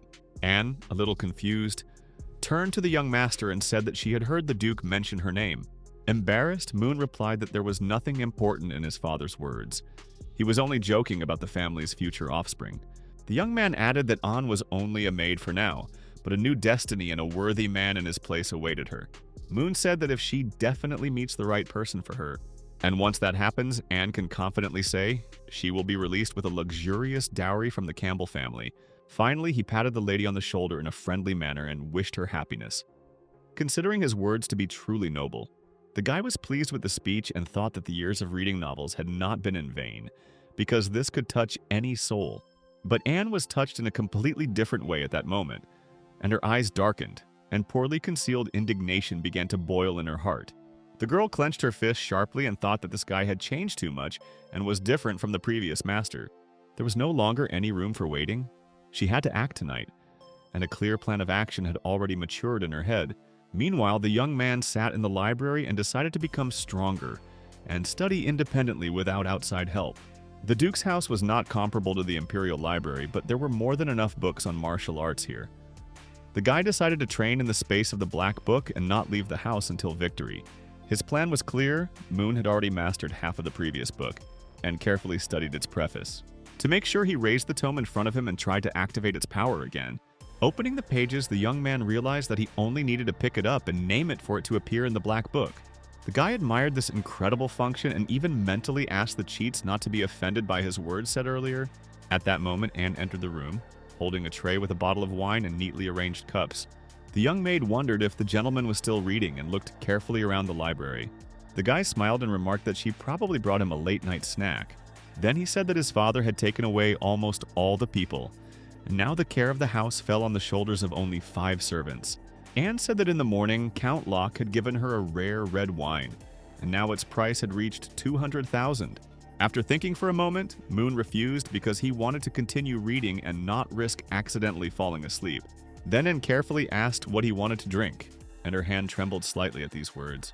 The lady added that she had only a rare wine and some black tea to offer him. Moon Campbell responded without hesitation that in that case he would choose black tea instead of wine. But a moment later, the young man became wary because these words sounded too familiar. Anne explained that due to the maid's negligence, the bag of coffee was gnawed by rats, and new beans would only appear tomorrow. The young man took a sip and, without suspecting anything, noticed that the tea was quite good and was a substitute for coffee. But after a moment, his consciousness became clouded. His mind slowly began to fade, and his body weakened. The cup fell to the floor with a loud clang, shattering into thousands of pieces, and the liquid spread across the stone. The last thing he saw was the face of Anne, to whom the hero helplessly extended his hand in supplication. With the last of his strength, Moon whispered that he could never imagine that she was capable of betraying him. The young lady leaned over him and quietly said that the guy should not worry, because she would never betray him. Then she whispered tenderly in his ear that the young master could sleep peacefully and trust her completely. The next second, he caught strange words full of sadness. Anne said with a trembling voice that she loved him, but the young man had changed too much. Her heart can cleanse him with her love, so she begged him to accept these feelings and promised that they would be together until the very end, no matter what. Moon Campbell suddenly felt that this was the very place where he had once been tortured, and he realized the horror of the prophecy. At that moment, the girl admitted that the black market trader had not deceived her. The power of the drug had proven frighteningly real. The young man's eyes widened in shock, and he asked in a trembling voice what she really wanted from him. In response, Anne said that she came to their house when he was 8, and since then she has lived only for the sake of the master. She declared that they belonged to each other and it was too late to change anything and resist her will. After this night, every breath he takes, every scent, and even every hair he touches will belong only to her. After some time, everything ended, and the guy had long since lost count. Losing consciousness after the 10th time, the young man could not believe that his 30-year career as a great magician would end in such a miserable way. The lady from the prophecy turned out to be the one who pushed the previous owner of the body into the abyss and dreamed of chopping him up. One can prepare for this mentally, but physically it turned out to be unbearable and too painful for the hero. Moon Campbell begged the lady not to torture herself and just take off those damn shackles from him. However, Anne covered his mouth with an imperious motion, and coldly replied that this would never happen. According to the lady, such pain is insignificant compared to the 10 years of waiting that she lived for him. She deliberately did everything so that he grew up to be an arrogant, ignorant, and hated handsome man. And now that the goal had been achieved, Ayan was not going to let go of the one for whom she had lived all this time. The most gentle and devoted servant of the family turned out to be a yandere. Yesterday's event seemed like a game, but if the book was right, then An would certainly finish him off. Moon Campbell, in despair, thought that it was too early to die and that he needed to make an escape urgently. At that moment, he heard him suspiciously ask what exactly the young man was planning. After that, she said that it was already noon, and although she did not want to leave him, she needed to take care of the mansion's affairs. Anne noticed that from now on, the master belonged only to her and to no one else, and the rest can be easily removed so that no one gets in the way or underfoot. Hearing this, Moon Campbell stood frozen in horror and asked again what exactly she meant. He looked at the girl and firmly told her not to even dare think about such actions. In response, Anne just smiled, came closer, and asked if he really liked another maid. Perhaps Noel. Moon Campbell, shocked, protested that this was nonsense and stared at her in horror. Then the young lady laughed and said that she was only joking, and assured him that she had no plans to do anything extra as long as he was completely submissive. Moon Campbell begged her to at least remove the shackles if she truly loved him. Instead of answering, An snapped her fingers, and at that very moment the space around her responded with a magical flash. The young man's hands were freed from the heavy shackles that had restricted his movements and prevented him from even moving. The same thing happened with his legs. Now he could finally move freely without pain and tightness. Finally, the maid said that this room was a closed space made of steel, custom made, and she admitted that she spent a huge amount of time and effort to create this secret refuge. The girl also added that she announced to everyone that the gentleman had become lonely and that he had allegedly returned to the academy. No one would be surprised by his absence because everyone was sure that he had immersed himself in his studies and left the mansion, unassured that she would personally bring him food 3 times a day. The lady said that the boy deserved to be her master. He was so energetic. But now she had to go. Finally, the girl told him to have a good rest while she was not with him. Moon Campbell screamed desperately for the lady to at least give him his clothes back, but the door slammed shut. The guy grabbed his head, going through dozens of options in his thoughts, and had never suspected Anne before. Would he really become her toy forever? No, if this were repeated 10 times every night, the young man would still die, and a man without freedom is no different from a fish in a can. Moon stared at the door with a grim look and decided that he should at least try to get out of here. He pulled the handle with all his might, straining his body to the limit, but his persistence was useless. The young man picked up speed and crashed his shoulder into the doorframe, but this only caused pain and concussion. His strength left him, and the hero collapsed to the floor, exhausted and crushed by the weight of his own attempts. Anne didn't lie, the strong steel didn't give in. Like walls of stone, and even the black book was powerless here. At that moment, a familiar black cover appeared next to him, but Moon whispered that he had not called her here. Simple magic won't destroy such steel. Most likely Anne is also the chosen one of the gods, like Celia, and a couple of trainings with the shadow won't be enough for victory. However, after some thought, the young man decided to take a risk and try. The young man agreed to devote time to training. Even if he died a couple of times, it was still too boring here. But suddenly an idea struck him, because last night he had read several books and understood something. A smug smile appeared on his face. It seemed that he now knew the formula for victory over circumstances. A few minutes later, the young man began doing push-ups. The count quickly approached 100 and went further. At the 200 mark, Moon, out of breath and drenched in sweat, praised himself for his persistence. The guy collapsed on the floor, but was glad that his body was not yet damaged. The space of the black book develops skills, but cripples the mind, and muscles are strengthened only by primitive labor. Celia and An are now equal to him. He will no longer allow himself to be pressed to the floor, and will be at the top. But suddenly he heard a friendly voice and turned around. It was Anne who entered the room. The girl noticed with a smile that the young gentleman was full of energy and was training hard without stopping. At the same time, the lady slyly said that his words of greeting sounded like those of a wife greeting her husband after a shift. Anne brought dinner and reported that the bath was already filled and heated to the desired temperature. She offered the young man a choice: take a bath, eat, or pay attention to her. Among these options, Moon Campbell chose the bathtub and immediately headed towards the wash basin. However, a moment later the guy said embarrassedly that a small problem had arisen. The thing is that he is not a child and is able to wash himself, but continued to persistently help. The girl reproachfully reminded him that only one night had passed, Had he really already stopped liking her?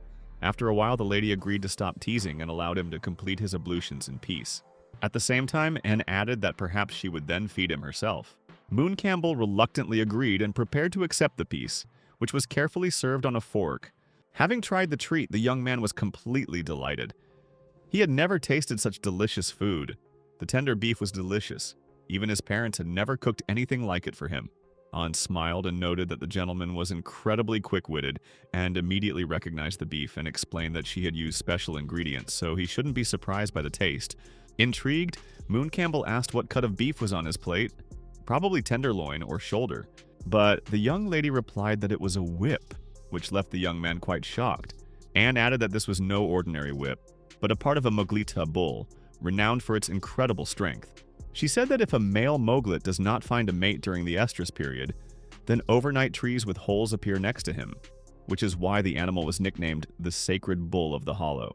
Moon felt disgusted and couldn't help but feel sick, but Anne said that there are dishes made from the whips of other animals, and that a dragon would be perfect. The young man said that it was impossible to eat something like that, but the girl calmly admitted that she had been adding such ingredients to his diet for a long time.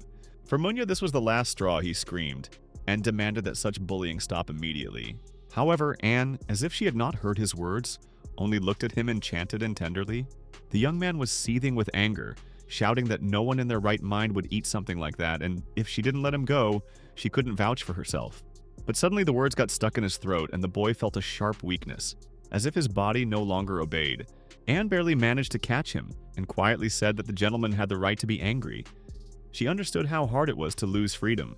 Leaning closer, the girl whispered sweet dreams in his ear and assured him that she would take care of everything herself. Morning came. Moon Campbell slowly opened his eyes and with difficulty returned to consciousness. Anne was already cheerful and, while getting dressed, asked if the gentleman had woken up. The lady admitted that she had overdone it a bit yesterday, and so today they would limit themselves to just 2 times. Moon turned away with displeasure, chuckling, and did not want to look at her.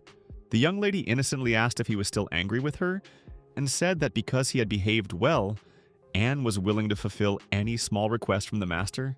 Hearing this, Moon became slightly wary, suspecting a trick. When he firmly said that he wanted freedom, Anne replied that she would not agree to such a request, and that something else had to be thought of. After a short silence, the girl smiled and suggested a compromise. Moon Campbell could choose what he would eat for lunch and dinner. After thinking for a moment, the young man admitted that even such a concession was better than having no choice at all. Then the guy carefully began to speak his wish, but he started from afar, saying that autumn was coming soon. With warmth in his voice, he remembered how he sailed on Lake Beipo, admiring the falling leaves and sipping Count Locke's wine. In those days, he often had the chance to taste fresh fish straight from the lake, and thought the gentleman was clearly hinting at fresh fish from Beipo, but it was too far away. But her thoughts were interrupted by Moon himself, and the girl looked up at him. The guy theatrically spread his arms and said that last year he could have fun at the lake, but now all he can do is rot in a cramped prison. His voice trembled as the young man added that if he couldn't even try the fish from there, then what was the point of this life at all? Anne, shocked by these words, fell silent and after a moment hesitantly turned to him. After a short pause, Anne said that she understood everything, although the decision was not easy for her. Moon Campbell looked into her eyes with hope. Did she really agree? The girl replied that she would get the fish for the gentleman at any cost. The young man nodded and noted that this was exactly the kind of behavior he expected from the family's most reliable maid. He added that he would wait with impatience, and Anne looked at him with surprise and even slight confusion. But suddenly the lady came closer and the guy, alert, felt his heart skip a beat. The young lady could no longer contain her overwhelming feelings, and this shocked him even more. Suddenly, Anne turned around and walked away quickly, leaving the young man at a loss. He called out to her, but the girl only threw over her shoulder that the lake was too far away, and she would return tomorrow in the afternoon. As the quick footsteps echoed loudly in the gloomy corridor, Anne thought that she had almost broken down. But the gentleman was so sweet. We need to bring him some fish as soon as possible so that we have more time to take care of him. Moon Campbell, left alone, thought with relief that Anne had finally left, which meant he had a rare opportunity to turn the situation around. The first thing the young man decided to do was to call the Black Book to carefully consider his next steps. The guy figured he was probably capable of creating new training spaces for simulations, and his guess turned out to be correct. He said with enthusiasm that this is exactly what is needed, to create a space with 1,000 locks and bring his skills to the limit. Soon, Moon's body began to dissolve into the magical substance, and he passed into an illusory world. Meanwhile, a storm broke out at Lake Beipo, and the man standing next to An desperately tried to stop her, begging her not to go any further because it was too dangerous. He extended his hand to her, persuading her to leave, but at that very moment, a crimson, unkind fire flashed in her eyes. Everything happened with lightning speed. A sharp pain pierced his arm, and giant magical needles burst out of the air. For Anne, there was no doubt that only one person could touch her body, and this was just a small warning for now. She coldly said that next time he would become fish food, and then demanded an honest answer about what was really happening to the lake. The man said with difficulty that a Lord-class creature had awakened in Beipo Lake and was now being dealt with by the B-rank Adventurer Guild. Anne said that it was the one causing the weather anomalies, and then ordered him to leave, leaving 300 a meal to treat his hand. The lady silently threw the bag on the ground, the coins jingled loudly, and her gaze became cold and determined. The man asked in despair if she was really going there anyway, since it was tantamount to crazy suicide. The girl froze for a moment and then repeated his question. Why? Because for her the answer was obvious. She did all this for the sake of love, pure, all-consuming, knowing no barriers or doubts. Meanwhile, Aluca was wandering nearby. Cold drops of rain were falling on her cloak. The lady was immersed in anxious thoughts. She understood that if she delayed, everything would be taken away. But she swore to herself to complete the task and confess to him. Suddenly, a voice came from behind her, which made her heart skip a beat. He asked what her friend was doing there. Rode, breathing heavily, said to use healing magic immediately. Otherwise, he wouldn't be able to stand this state for long. Tia concentrated, her hands glowing with a soft light, and she called upon the life force, calling for help. But suddenly, the air around them began to tremble. Something so great was approaching that even their souls shrank in terror. They had to put all their strength into the streams of spells to pull the monster, the ruler of Lake Beipo, out of the depths. A huge shadow rose above the water, and the guy found himself at a dangerous distance from this giant. He released magical streams, raised the earth's defense, and tried to hold on under the onslaught of furious attacks. However, his strength was rapidly fading, and Rode shouted that without a powerful attack they simply would not survive. Aluca nodded, her lips trembling with determination and fear. But she began to prepare her most powerful spell. She called upon the divine power that ruled the house in the snow, and the space was filled with bright impulses. The explosion magic flared up, and her eyes, full of shock, stared at what appeared ahead. The monster shuddered, feeling a thick ring of magic that enveloped its body and deprived it of freedom of movement. Tia gave a sharp sign, her gaze flashed. Now was the moment for the decisive blow. The young man instantly tensed, pushed off the ground, and rushed forward, ready to deliver the final deadly blow. In an instant, he found himself dangerously close to the Lord of the Lake, feeling his colossal strength and fury. The blow that struck shook the space, and the guy rushed down like a stone, staying on his feet with incredible tenacity. The young man took a deep breath, the wind blew in his face, and his body felt tired. Rode looked back at Tia, winked with a mischievous smile, and confidently declared that it was over, and victory was theirs. The girl breathed a sigh of relief and said that it was excellent. He had proven once again that he was on top of his game. Aluca's gaze lingered anxiously on his wound, although the young man waved it off, assuring him that everything was fine. Aluca looked down embarrassed, and Rode said warmly that their team was incredibly happy to have such a kind and reliable partner. They vowed to become the best adventurer duo and always stuck together, sharing dangers and the joy of victories. Aluca thought that she had been chasing him for so long, but he never turned around, leaving her in the shadow of her own feelings. The lady felt like she was not even a secondary figure. His heart was immediately and without hesitation given to another. Suddenly, Rode turned to the girl and asked in surprise why she had suddenly frozen and fallen silent. He then said that it was time for them to start taking apart the owner of the lake, and Aluca nodded good-naturedly in response. But her gaze changed abruptly. The lady warily felt the approach of something terrible and dangerous. Rode frowned and said he heard a monstrous roar, perhaps his worst premonition coming true. A moment later, the water rebelled. A giant whirlpool arose, ready to sweep away all living things in its path. They were surrounded by the furious elements, and the shock paralyzed the guys. How could something like this even exist? And then from the depths emerged the true ruler of Lake Beipo, the strongest, fiercest, and most powerful beyond imagination. Tia released the explosion magic without hesitation, and its power erupted into a firestorm, striking the ferocious enemy. This attack managed to damage the monster, whose appearance shook them to the core. Then a new magical blow fell upon the monster, causing it to shudder in rage. But Rode and Tia were hurt. His body was thrown far back with all its force. Aluca managed to react in time to catch him, thereby softening his fall. The young man declared that they could not cope with such a monster and demanded that she save herself immediately. At that moment, her gaze fell on Tia, lying unconscious nearby, completely defenseless. Rode said that he himself accepted her into the team, and now he is obliged to protect her at any cost, even with his life. The boy said that he was ready to die with her, and these words deeply shook Aluca to the very heart. Completely mad, Rode rushed into the attack, shouting Tia's name, oblivious to everything around him. They didn't know that this desperate scene was being closely observed by An, who turned to the master of Beipo Lake, a victory-level monster. The lady coldly remarked that if they were all so weak, then it would not be difficult for the young master to obtain the dragon whip.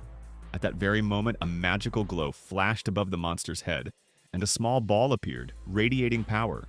Rode swore angrily. This development was beyond his imagination. This time he was clearly inferior to the enemy, and the realization of this shook him to the depths of his soul. Meanwhile, Anne revealed a technique called control, releasing it out with icy coldness. Rode was barely able to stand on his feet, trying to hold back the magic that was pouring in, but he still continued to resist. Suddenly he looked around warily and asked sharply what was going on here. Aluca, who was watching the battle, said in surprise that the Lake Master's attack had somehow been blocked. The next moment she heard a voice next to her asking about her condition. The girl replied in confusion that she did not understand who she was talking to. And then Anne appeared, declaring that she would kill the monster and protect them. With these words, Anne released the shackle spell, and liquid metal wrapped itself around the monster, restricting its movements. Aluca froze in shock. She had never seen such magic and could not understand its nature, but the impact was incredibly strong. The monster noticeably weakened and could not resist. Anne turned to the owner of the lake with a reproach, saying that with his roar he had scared away all the fish intended for her master. The girl swung and warned the enemy that this sin would not go unpunished. He will atone with his own life, and there will definitely be no mercy. The sharp swing of her hand turned into a fatal blow, and the mighty monster fell on the spot. Rode was shocked. An overlord-level monster died so easily it seemed impossible. Aluca ran up to her partner and asked excitedly how he was feeling. Rode replied that he was fine, but Tia was seriously injured. However, he prepared a healing potion to help the girl recover. Rode, breathing heavily, turned to Aluca and asked her to go in his place since he himself was now barely able to stand on his feet. The guy said that the mysterious lady was still nearby and we needed to find out who she was. And if it turned out that she didn't have a team, we should invite her to join. Meanwhile, Anne reproached herself, recalling that last year it was the fisherman who did everything, both catching and cooking. She was tormented by the thought of how she didn't know what kind of fish her young master preferred. For a servant, this was unforgivable. Aluca came closer and noticed that the two fish in her hands were inedible. The red one was hard and smelly, the colored one was poisonous, but the two fish on the left were fine. And she explained that her native village was located behind a lake, and every autumn they went fishing with the whole family, and the local fish was eagerly bought by the nobles. Anne carefully wrote down the recipe: grill or steam, pre-marinate in coarse salt for 15 minutes, add ginger. She thanked him for the advice, and Aluca, embarrassed, noted that the miss had probably come from far away to cook fish for her beloved. The girl added warmly that she expresses her love so openly and sincerely that the guy should be very happy. Hans imagined Moon Campbell's face, admiring its perfection and strength. The girl smiled and said that her chosen one would become even happier when he was able to understand the full depth of love. But at the moment when An was about to leave, Aluca suddenly realized that she had to ask her about something important to her. The lady looked down and admitted that she had doubts about her feelings and would like to discuss it with a mature person. Anne replied that emotions are one of the few complex mysteries in this world, where there is no single correct answer. In gratitude for the cooking lessons, she promised to share advice and talk frankly about her experience. Aluca said with a slightly trembling voice that her friend had a man she loved with all her heart. But the friend could not understand whether this feeling was mutual. Because her lover was slow-witted and kind to everyone, Anne noticed that such a man is like a fireplace, giving warmth and light to those around him, and this is probably a triangle. Aluca hesitated for a long time because he seemed to have chosen another, and their feelings seemed sincere. So she understood that her childhood love could hardly compare with this deep and mature feeling. Then the new acquaintance lowered her gaze and asked directly how much Aluca loved this man. In response to the question, Aluca said that it was not about her, but about her friend, and she wanted to understand her feelings. But a moment later, she admitted that she would tell the truth. She had loved him since childhood for more than 10 years. Anne asked if she was ready to give her life for him. Aluca firmly said that she would give not only her life, but everything else for her beloved without hesitation. There was no doubt about it. Anne smiled and said that this was the real answer, coming from the heart. What was the point of asking further if her love was so strong? But Aluca was still trying to understand the depth of those words. Anne explained that you need to follow your true desires. Give everything to your loved one, and not do things you will regret. Her advice was simple. Dedicate everything to the one you love very much and don't be afraid of this decision. Aluca now knew for sure that she should listen to her heart, because it will never deceive and will show the way. But suddenly an angry question sounded nearby. Setting the tension, she was really going to give in. Before the girl could answer, a fiery magic fell upon her, accompanied by a menacing voice that said that she was ready to disregard morals and laws, easily giving in to everything for the sake of love. Rode looked at her with concern and carefully asked what was happening to her. Aluca clutched her heart and wondered if she could really make such a decision and be prepared for it. The lady will go crazy with jealousy if Rode ends up with someone else, and certainly not with Tia. It would be better if she died. In response, a dark voice said that everything was now clear, and urged Aluca to act decisively and boldly. The voice added that she needed to leave her mark on him. He should belong only to her, and broken limbs would turn a person into an obedient dog. There is no need to worry. The dark force gives the power that absolute love gives. Rode asked in surprise how Aluca was feeling and why she suddenly fell. What did this girl do to her? Aluca replied that Miss hadn't done anything. It was because she was tired, but she had learned everything she needed to know. Anne was a noble maid and wouldn't be able to join their team. Rode was a little upset, but said that nothing could be done. It was a pity that they did not meet. He would like to thank her for saving him. Tia meanwhile noticed that Aluca was probably injured. The young lady was slightly shocked, but said that there really was some kind of imprint left there. Aluca quickly explained that it was nothing serious. She was just struck by lightning and added that it was not safe here. She needed to return to the guild to recover. Rode agreed, said it was a smart idea. They needed a place to rest, and picked up his friend. Tia asked in surprise what he was doing, to which the young man replied that now was not the time to be capricious. She would not be able to go alone, and he said that his friend got injured when she tried to help him. So in such moments she should rely on him. Aluca watched them go with a look that was filled with darkness and fierce hatred. The next morning, Moon Campbell opened his eyes to the familiar gloomy surroundings.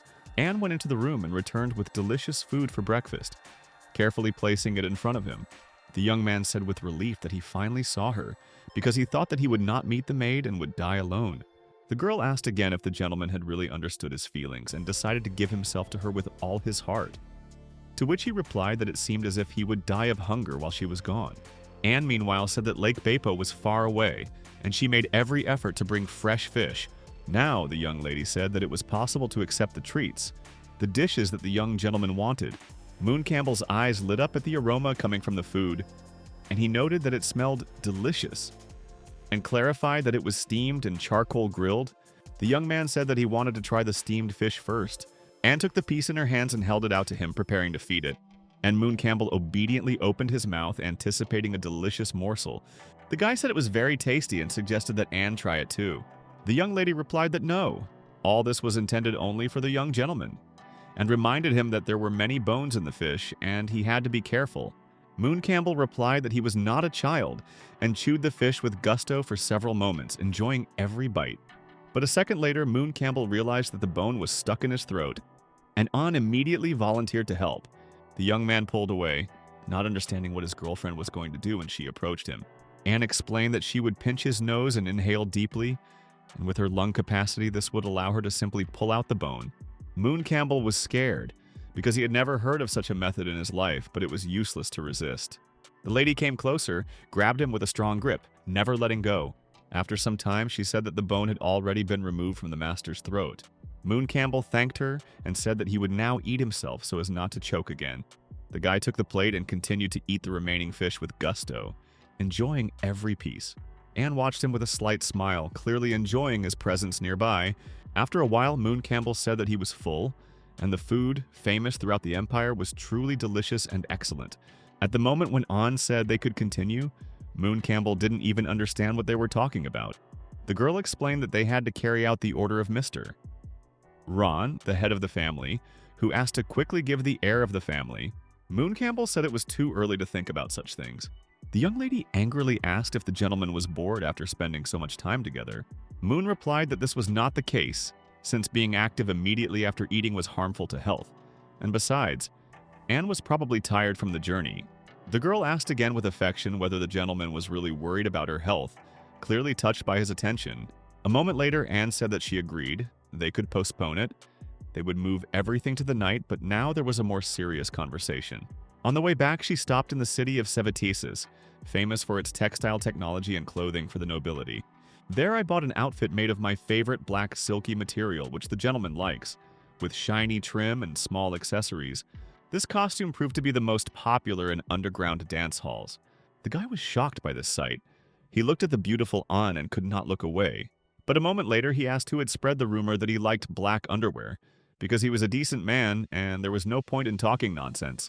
The young lady replied that it was strange to hear this, because she had taken care of him all these years, and in his closet there were many love stories with heroines in black stockings. And she added that the young man had not noticed how Anne herself had been wearing them since they had grown up. Moon Campbell noted that he always thought that she simply liked such clothes, and that was why she chose them. But then he admitted the truth and said that he gave up, because the guy really was attracted to black stockings and tights. Anne laughed and said that he was finally forced to admit his preferences, and that looked very sweet. After that, the girl reminded her that it was time for her to do the household chores that she had missed in the last few days, and they would see each other in the evening. When Anne came out, a magical light flashed faintly behind her. Moon Campbell calmly chewed the last piece of fish left on his plate. The necessary items were collected, there were no people, and the black book told me that it was now 3 o'clock in the afternoon. According to his usual schedule, Anne will finish work only by 6. This meant that there was enough time to carry out his plan, and the guy stood up resolutely, clutching a fishbone in his hands. He deftly inserted the thin bone into the keyhole, ready to use his risky skill. Having activated the fishbone lock-picking technique, the young man expected a simple result. But everything didn't go according to plan. The hero gasped in shock, because he didn't even imagine that everything would be so difficult. Inside was a lock with 12 massive pins, as if ready to crush him.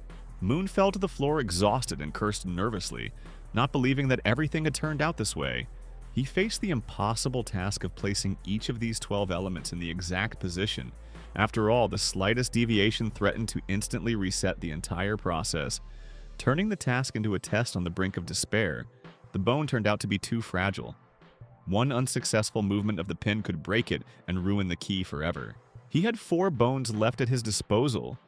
But what was even more frightening was that if one broke, a fragment would get stuck inside the lock, and then the trick would not be repeatable in any way. Realizing this, the young man looked gloomily at the door. Realizing that he only had one try, Moon Campbell fiddled with the keyhole for a while, desperately hoping to change his situation. But another bone cracked, and the whole process had to be started over again. The guy couldn't believe that fate was so merciless, because with each failure his chances were rapidly melting away. When the third bone broke, he fell to the floor in hysterics and kept saying that he would soon go crazy. An hour and a half of painstaking work turned out to be useless, and in despair he wished long life and happiness to the master who created this castle. After a moment, he decided to turn to the black book to at least learn more about his enemy. It was already 5:30, less than an hour before dinner, and he had no other options. The young hero had one last bone left in his hands, the only chance he could still use to escape. But he didn't care. The guy had already thoroughly studied 10 pins, and now he was sure that this time he would definitely succeed. Moon Campbell gathered all his concentration and applied the lock-picking technique, putting all his power into the bone. Meanwhile, in the kitchen, the maids were calmly preparing food and did not suspect anything. Noel looked with gusto at the pot where the rich fish soup was boiling. It was something special. She had never tasted anything tastier because the fish from Beipo had no equal. Anne said that it was thanks to Noel that the soup turned out tastier than usual, and was ready almost an hour faster. A friend noticed that Anne often practices cooking in his free time, but the owners are away and the young master is studying, leaving only them. Also, Anne takes some fish with him, and in recent days their table consists almost exclusively of it, which seems strange. Noel thought for a moment and then said that she seemed to understand what was going on, and she assumed that little sister Anne had gotten herself a pet. Most likely a cat or maybe a dog. But she added thoughtfully that the young gentleman does not like small animals. They are too naughty, so they are not kept in the mansion. It might be against the rules, but Anna is still the head maid. The friend nodded and slyly noted that there was no need to tell anyone about this. Noel agreed and promised to keep the secret, and then admitted with a smile that she would really like to see this cat. To this, Anne replied that her pet was afraid of strangers, but when he grew up, she would definitely introduce them. As she walked down the stairs and thought that the worst had been avoided, since it had not been difficult to get rid of the maid's body. However, Noel's words made her remember something, and now she needed to figure this out. After all, the young master was probably bored, locked in the house, but in fact, at that very moment he was trying to break out. Anne thought that even pregnancy would not brighten his days, since there were 9 months until the baby was born. But a pet would be quite useful. Moon Campbell, meanwhile, strained himself with all his might, intending to break this lock no matter what the cost. At that moment, when Anne was thinking about what color of pet would suit her best, she didn't even suspect what was happening. The girl had already decided to ask the gentleman directly about his preferences, so as not to make a mistake in her choice. But suddenly her eyes widened in shock, and the food the lady was holding fell out of her hands with a crash. Completely confused, Anne walked slowly through the wide open door, not believing her eyes. At this time, Moon Campbell got out. It turned out that the camera was in the underground sewer. The young man thought that his maid knew how to surprise. But there was a lot of rubbish and dirt around, and the next moment he accidentally slipped, losing his balance. Everything happened so unexpectedly that the guy didn't even immediately understand what exactly had happened to him. The room was dark, and it was impossible to see anything. Based on the memories of the body's owner, Moon realized that this place was far from the camera and relatively safe. The next moment he activated the magical light, and the path ahead immediately became much clearer. The magical light proved to be a useful ally, making the path faster and safer to advance. But suddenly the guy barely managed to dodge the throwing knife that flew right next to him. Turning around, the young man could not believe it, because he had run too far, and no one should have caught up with him. But Anne still caught up with him, and a threateningly shining magic swirled around the girl. The young lady said that she had finally found it, and her eyes flashed with an evil flame. The girl jumped up and rushed forward, rapidly reducing the distance between herself and the fugitive. Moon Campbell screamed in horror, looking at her with eyes wide with panic.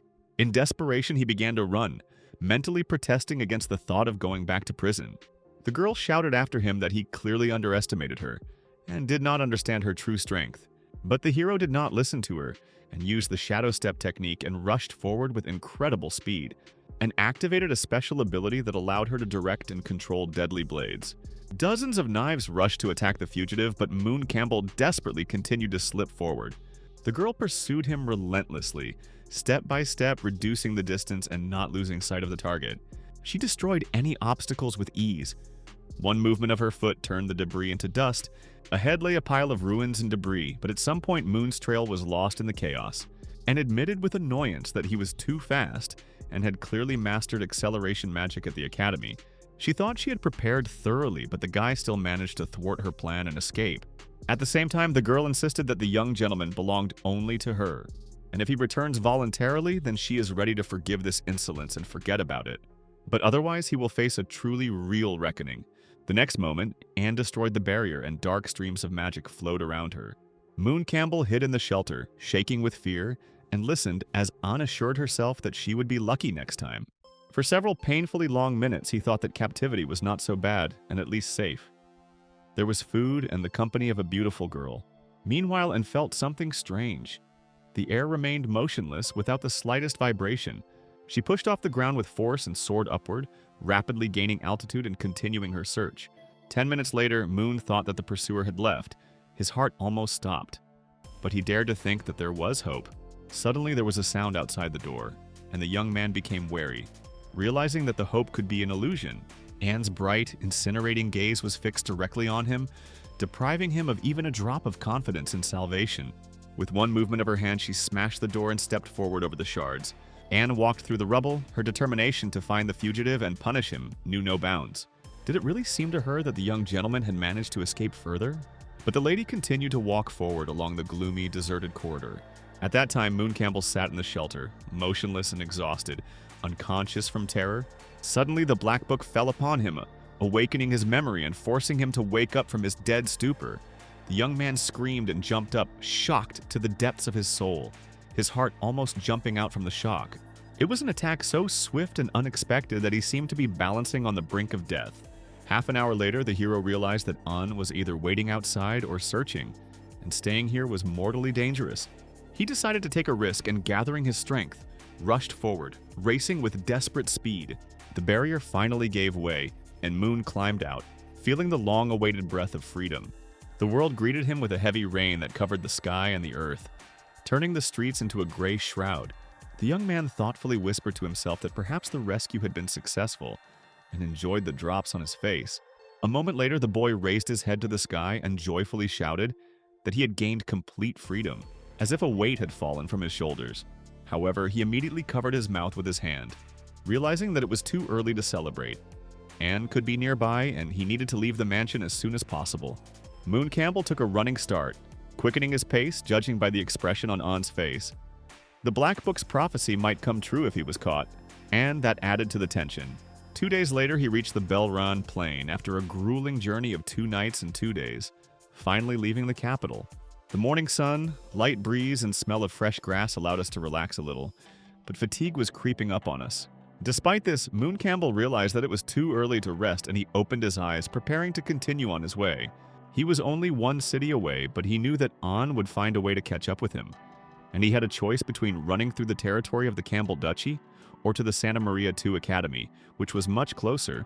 Approaching the lake, the young man quickly washed himself, enjoying the coolness of the water, which awakened his mind and strength for further action. My thoughts began to clear up. I needed to rush to the academy and plan my next steps.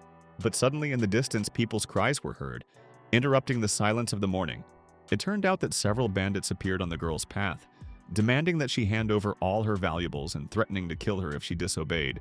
In response, she firmly stated that she was an adventurer and was surprised that they did not consider the possible consequences of their actions. The bandits just chuckled, noting that they didn't see the girl's fighting energy and weren't sure that she was a magician, so at the first threat they would have retreated long ago. The woman stressed that robbing in broad daylight is excessive because passers-by might intervene and justice must prevail. However, the gang leader only laughed, stating that the beauty had not yet realized their professionalism and preparedness. The plan was thought out in advance, and the route was carefully planned, allowing the gang to quickly maneuver and avoid dangers in any terrain. The target was chosen perfectly, and the bandits were confident that everything would go smoothly. The leader ordered the beauty not to retreat, because he understood perfectly well that she might try to break the distance and attack with magic. The girl looked at them with disdain, realizing that the slightest step back could cost her her hands, but she was not going to give in. The leader said that they had reconnoitered the area in advance, and were convinced that no one walked there on normal days.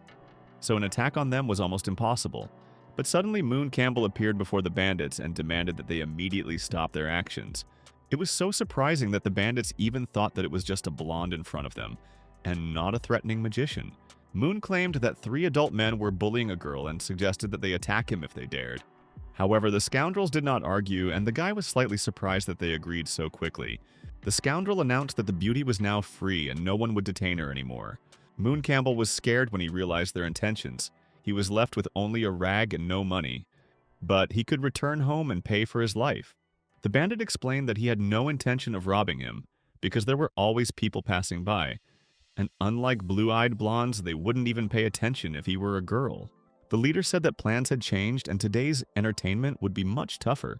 Moon Campbell began to run away in horror, not understanding how such events could even happen in this world. Meanwhile, Aluca continued to watch what was happening. In extreme shock from what she saw, the girl decided to use magic, the spirit of flame, hovering in the air, obeyed her will, and was ready to act. Aluca used the fire explosion technique, and a huge wave of fire erupted near Moon Campbell. His offenders were completely engulfed in this fire and could not take any action. The young man stood rooted to the spot, shocked by what was happening, and did not believe that such a thing was even possible. Aluca turned to him and informed him that the 3 idiots were finished, and now the little mermaid could get out of danger. After that, she noticed that she was grateful to the guy for distracting the attention of the offenders and buying her time, and he, in turn, was also grateful to her. The young girl looked at him and assumed that the guy liked to undress in nature. City dwellers certainly know how to have fun in unusual ways. Moon Campbell said she had misunderstood him, then introduced himself and gave his name. Aluca shook his hand, and introduced herself as a former adventurer who is going to become a good wife and mother. Since yesterday, Aluca has a new life. She got married, and the guy warmly congratulated her, wishing her a happy marriage and a long life together. The next moment, a lively rumbling sound came from Moon Campbell's stomach, and the lady assumed that he was hungry. The young man was embarrassed and admitted that he really hadn't eaten for 2 whole days and really wanted a snack. Aluca kindly invited him to come with her, to which Moon asked where they were going. The girl replied that she had bought groceries and wanted to cook dinner to thank him for helping him with the bandits, and would also offer him clothes. Moon Campbell realized with a mixture of bewilderment and delight that Miss Aluca was actually going to feed him and take care of his clothes. On the way home, the young man admired his new acquaintance. She is incredibly kind, generous, and has a big heart.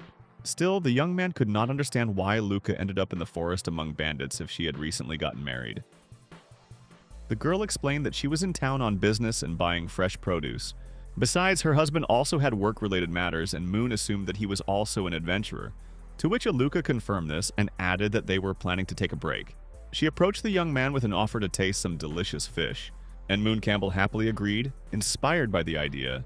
The next moment, Moon Campbell heard a strange voice that uttered a declaration of love, which aroused his strong suspicion. The young man looked around and could not understand where this voice could come from.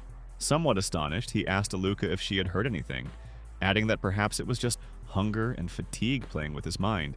They soon arrived at a small village nearby, where there was a beautiful mansion that caught Moon's attention. He looked around the mansion carefully and was surprised by its size. Aluca explained that it was the headman's house. Moon Campbell noted that the village was very quiet and they did not meet anyone along the way. In addition, the young man noticed that the doors to all the houses were closed and no one seemed to be afraid of robberies, which noticeably made Aluca nervous. The girl explained that everyone was just busy with their own affairs, and then asked Moon if he knew where Lake Beipo was. There were less than 3 kilometers left to the lake, and the autumn harvest was just around the corner. The land in the village was unsuitable for cultivation, so the residents survived by selling fish from the aristocrat's estate. The village mistress and her husband were local adventurers. He was responsible for the safety and delivery of fish for sale. He could be considered the protector of the village during this period. Moon Campbell scratched his chin thoughtfully and realized why the streets were empty. Because life here really was hard. The next moment, he felt a dark, magical veil descend around him, causing a slight feeling of uneasiness. Aluca invited him into the house, and the young man began to look around warily. This time the words were heard loud enough that he could hardly be mistaken. The magical energy was clearly felt. Meanwhile, his new acquaintance brought him clothes and water, suggesting that he wait a little and wash at the well outside while the food was being prepared. The young man checked the water with suspicion. There was no sediment or smell. No side effects were found either, which gave us some hope. It looks like nothing strange was added to the water, just boiling water. There was truth in Miss Aluca's words that he wanted to believe, although he remained cautious. Moon Campbell felt a slight tension in this place. He felt uneasy. After some time, he finished his meal and only a fishbone remained on the plate. The dish was prepared amazingly deliciously, almost like his maid's. The guy was sure that in the future, Aluca would become a wonderful wife. But she only modestly objected that it was a simple dish, and there was no need to flatter. Moon explained that he was born into the Campbell family, one of the 4 ducal families of the empire, and was himself the son of a duke, which explained why he had a maid at home. The young man added that he was being hunted and hoped to use his name to request a carriage and horse from the guild, as well as send a letter to the duchy. Aluca laughed and said that he would have to ask for 300 Emily to go to the capital and reclaim his title. But Moon Campbell said that he had escaped from there and would repay the favor generously 20,000. The lady offered him to stay for the night. Wild animals roamed outside the village, and she would give him a safe room. The guy completely agreed to such a favor because he really needed rest after a long journey and the events he had experienced. Aluca, watching him, noticed that the sum of 20,000 was too large, and she would hardly be able to save it even in 30 orders, but at the same time, she saw no reason to refuse. Soon she brought Moon to the corridor where the rooms were located and showed him in detail where he would sleep, as well as where the toilet was, so that it would be convenient. Aluca insisted that they not open the other doors, especially the one at the end of the corridor, explaining that the preparations were drying there, which in 2 months would become white meat. And she warned that they should not go into other rooms, so as not to disturb the order throughout the house, and not to provoke the wrath of the headman. Finally, Aluca wished Moon Campbell a good rest and a good night's sleep. The guy responded by wishing her good night and saying that they would see each other tomorrow at dawn. Aluca said thoughtfully that, of course, they would see each other very soon, but she barely had time to add, when the guy had already gone inside, that it was a great pity he wouldn't live until the morning. The noble young gentleman will turn into something unusual, and the girl immediately burst into laughter. The last sacrifice to the god of love was supposed to be him, a naive young man who knew absolutely nothing. Meanwhile, and continued her investigation and moving across the lawn, came across a piece of cloth that belonged to Moon Campbell. The girl caught the familiar scent of the young gentleman and thought with amazement that he had managed to get so far, but all this was in vain. All the dreams and plans of the young man would be destroyed with lightning speed at the very second when they met face to face, and firmly promised herself that there was no way for Moon to escape from her embrace, and that the young master would end up in her power in any case. At this time, Moon Campbell himself was sleeping peacefully in bed, tired from so many days of wandering and hardship, and did not even suspect the danger. However, he soon felt an urgent need to get up and go to the toilet. The young man said to himself with annoyance that he had drunk so much water in vain, because now he had to get up in the middle of the night. Stepping out into the corridor, he began to carefully examine the room, trying to move quietly in the dim light. And to his great surprise, Moon Campbell heard a dog barking, which seemed extremely strange and unexpected to him. The guy walked down the hallway and quietly muttered to himself that he didn't remember seeing a dog here before. The next moment, Moon Campbell felt someone's presence behind him, and fear immediately seized his heart. It turned out that it was Aluca. She smiled and noticed that it was already too late and the young master was still awake. A little embarrassed, the guy was even at a loss for words for a moment. He then awkwardly said that he had simply gotten up to relieve himself, and added that he had heard a dog barking and asked if they kept a dog in the yard. Aluca smiled calmly and confirmed that this was her dog, the cutest and most beautiful in the world. Although today, for some reason, he couldn't calm down and needed to be fed. Moon Campbell expressed a desire to see the dog, as he adores them, especially golden retrievers. The girl replied that unfortunately this was impossible. Her dog was too timid, otherwise he wouldn't have hidden in the room. In that case, Moon Campbell said, with a slight smile that he understood everything, and waved his hand good-naturedly to her goodbye. Aluca responded by reminding the boy that the toilet was behind the well, and asked him to be careful so that he wouldn't accidentally get lost in the dark. In the next moments, her gaze became stern, her smile disappeared completely, and her eyes shone with an ominous, unkind gleam.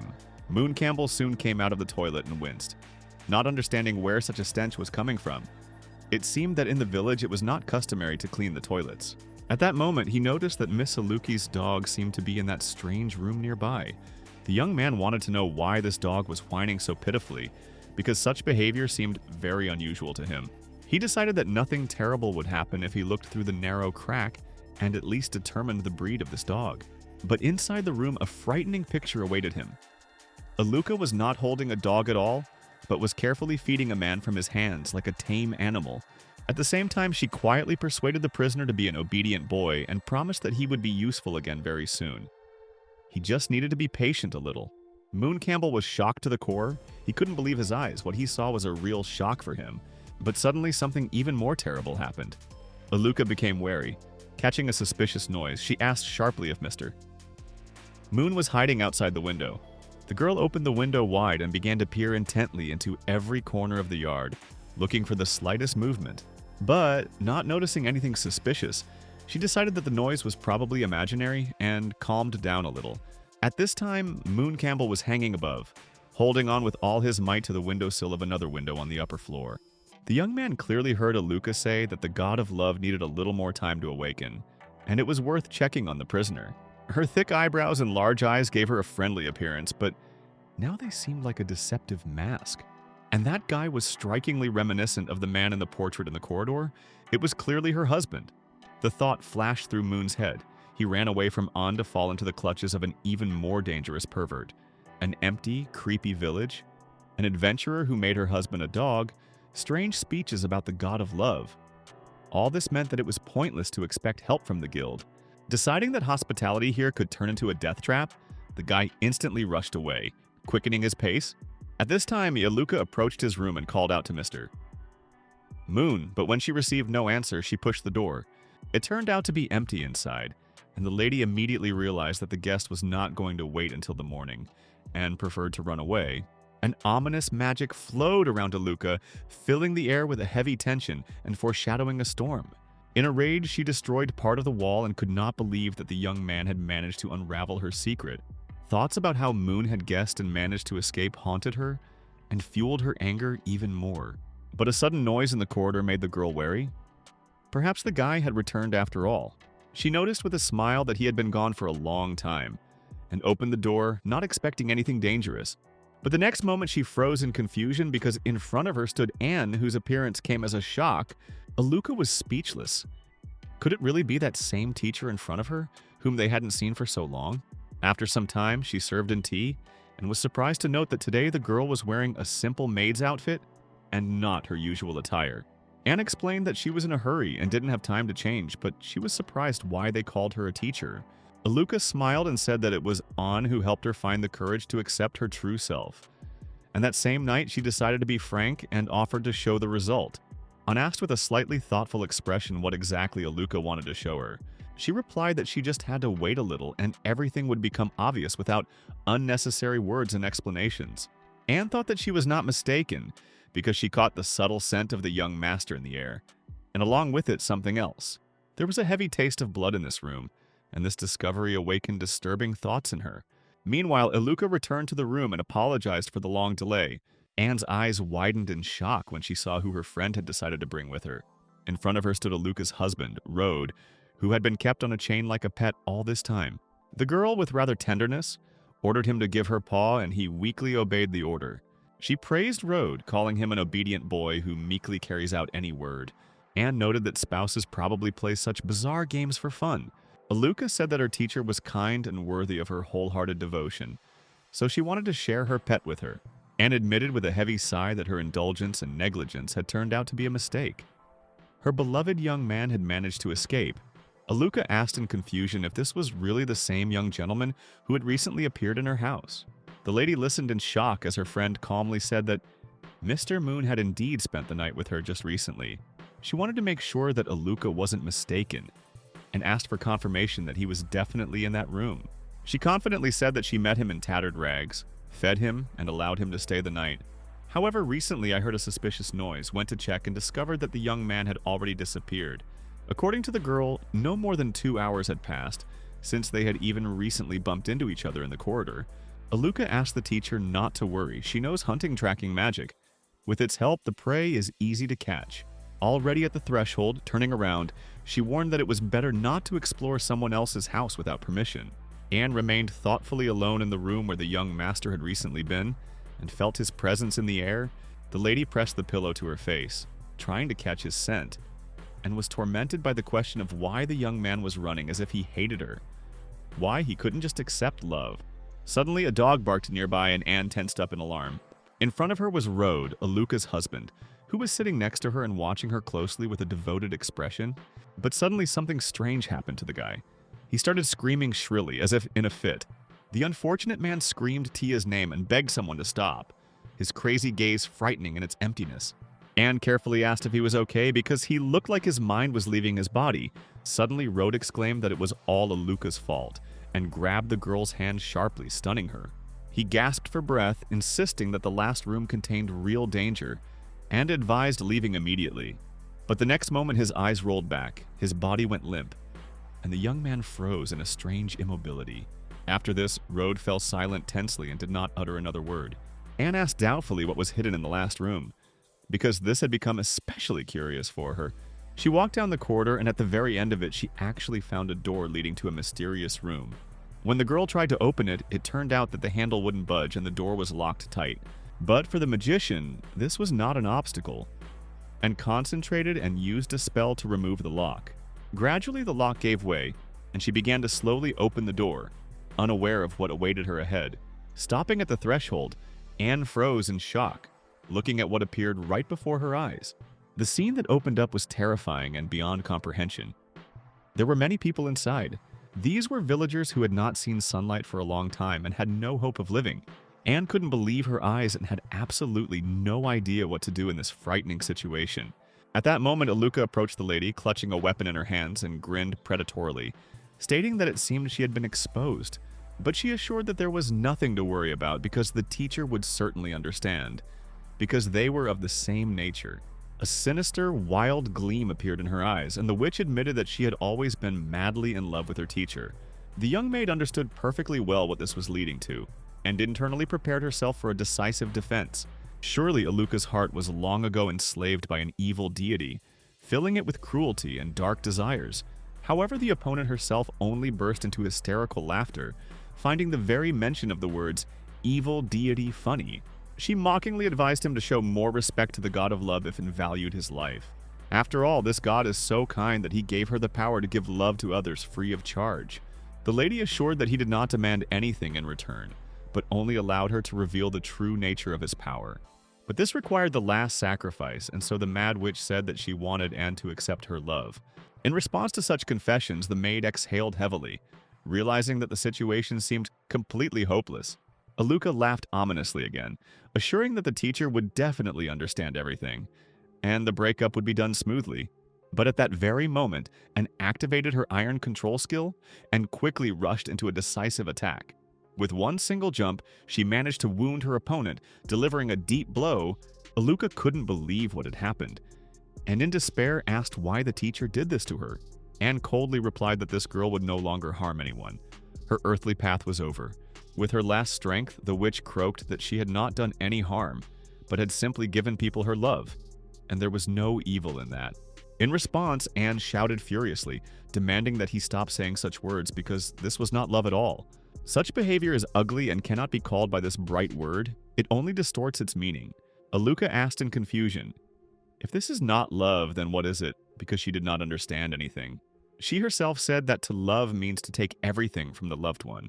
The girl walked away, quietly muttering words of apology to herself for what had happened, and for her role in it. She understood that contact with the evil god gave Aluca a twisted love that could kill the one she loved. Anne blamed herself, because it was she who told Aluca about this and pushed her to crazy actions. Realizing her guilt, the girl decided to bury the victim after she had put things in order with the young gentleman. Suddenly, the lady heard an ominous voice nearby which said that he loved her, and this sound was extremely frightening. The voice came from the gloomy room of the mansion, right at the entrance where huge steps began. The girl was sure that this was a manifestation of an evil god, intending to fight her in the upcoming battle. Meanwhile, Campbell ran as fast as he could, running through the bushes and thick green undergrowth. But after a while, the guy stopped, feeling very tired after a long run. Campbell thought that he had already run far away, and it was unlikely that anyone would be able to find him at such a distance. The next moment, he heard a strange movement behind him and instantly became alert, tensing his whole body. Suddenly, a magical stream fell upon the guy, which stopped his movement for a few moments and caught him off guard. In a moment, everything fell silent and gradually the smoke began to settle, revealing the space around. The guy thought it was probably a meteorite that had just fallen. Soon he heard a human voice and instantly tensed up, becoming even more wary. It turned out that it was Anne who appeared next to him completely unexpectedly, and suddenly, the girl could barely stand on her feet. Her face and body were wounded and tired after the battle. She reported that the young gentleman was indeed nearby, and she coughed in pain. Campbell noticed that something was wrong and cautiously asked who she had been fighting to get so injured. In response, Anne sharply stated that now was not the time for talking and glared at Campbell.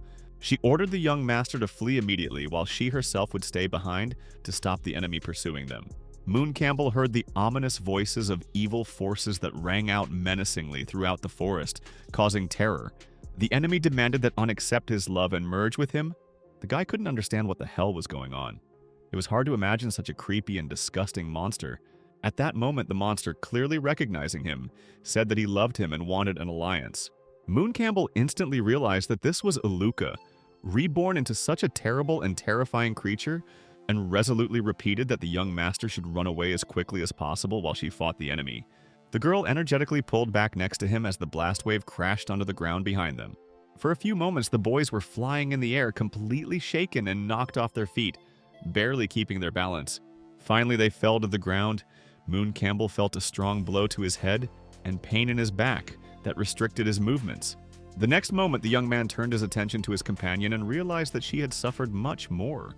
The girl could barely stand on her feet, but calmly said that everything was fine and there was no need to worry about her, and added that she would stop the enemy, and Moon had to leave to save his life and not be in danger.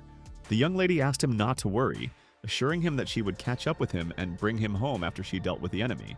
The opponent barked that she wanted the teacher and Moon to accept her love, and intended to fight to the end, resolutely drawing two sharp knives, ready for a mortal fight. At this moment, Moon Campbell used the Shadow Step skill at full power, preparing for a lightning-fast maneuver. The next moment, he grabbed his girlfriend and they instantly rushed forward, escaping from danger. The boys covered the distance with incredible speed, with movements that would be impossible for an ordinary person. The guy said that An didn't know how to lie at all. If she could, she would have won long ago, and there would be no point in asking him to run away. No matter how she treats him, the lady remains his maid and he cannot allow her to die.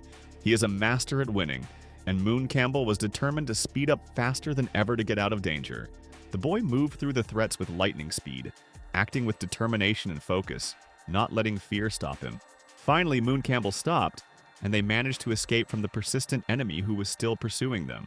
The guy caught his breath, felt tired, but the joy of a successful escape instilled confidence.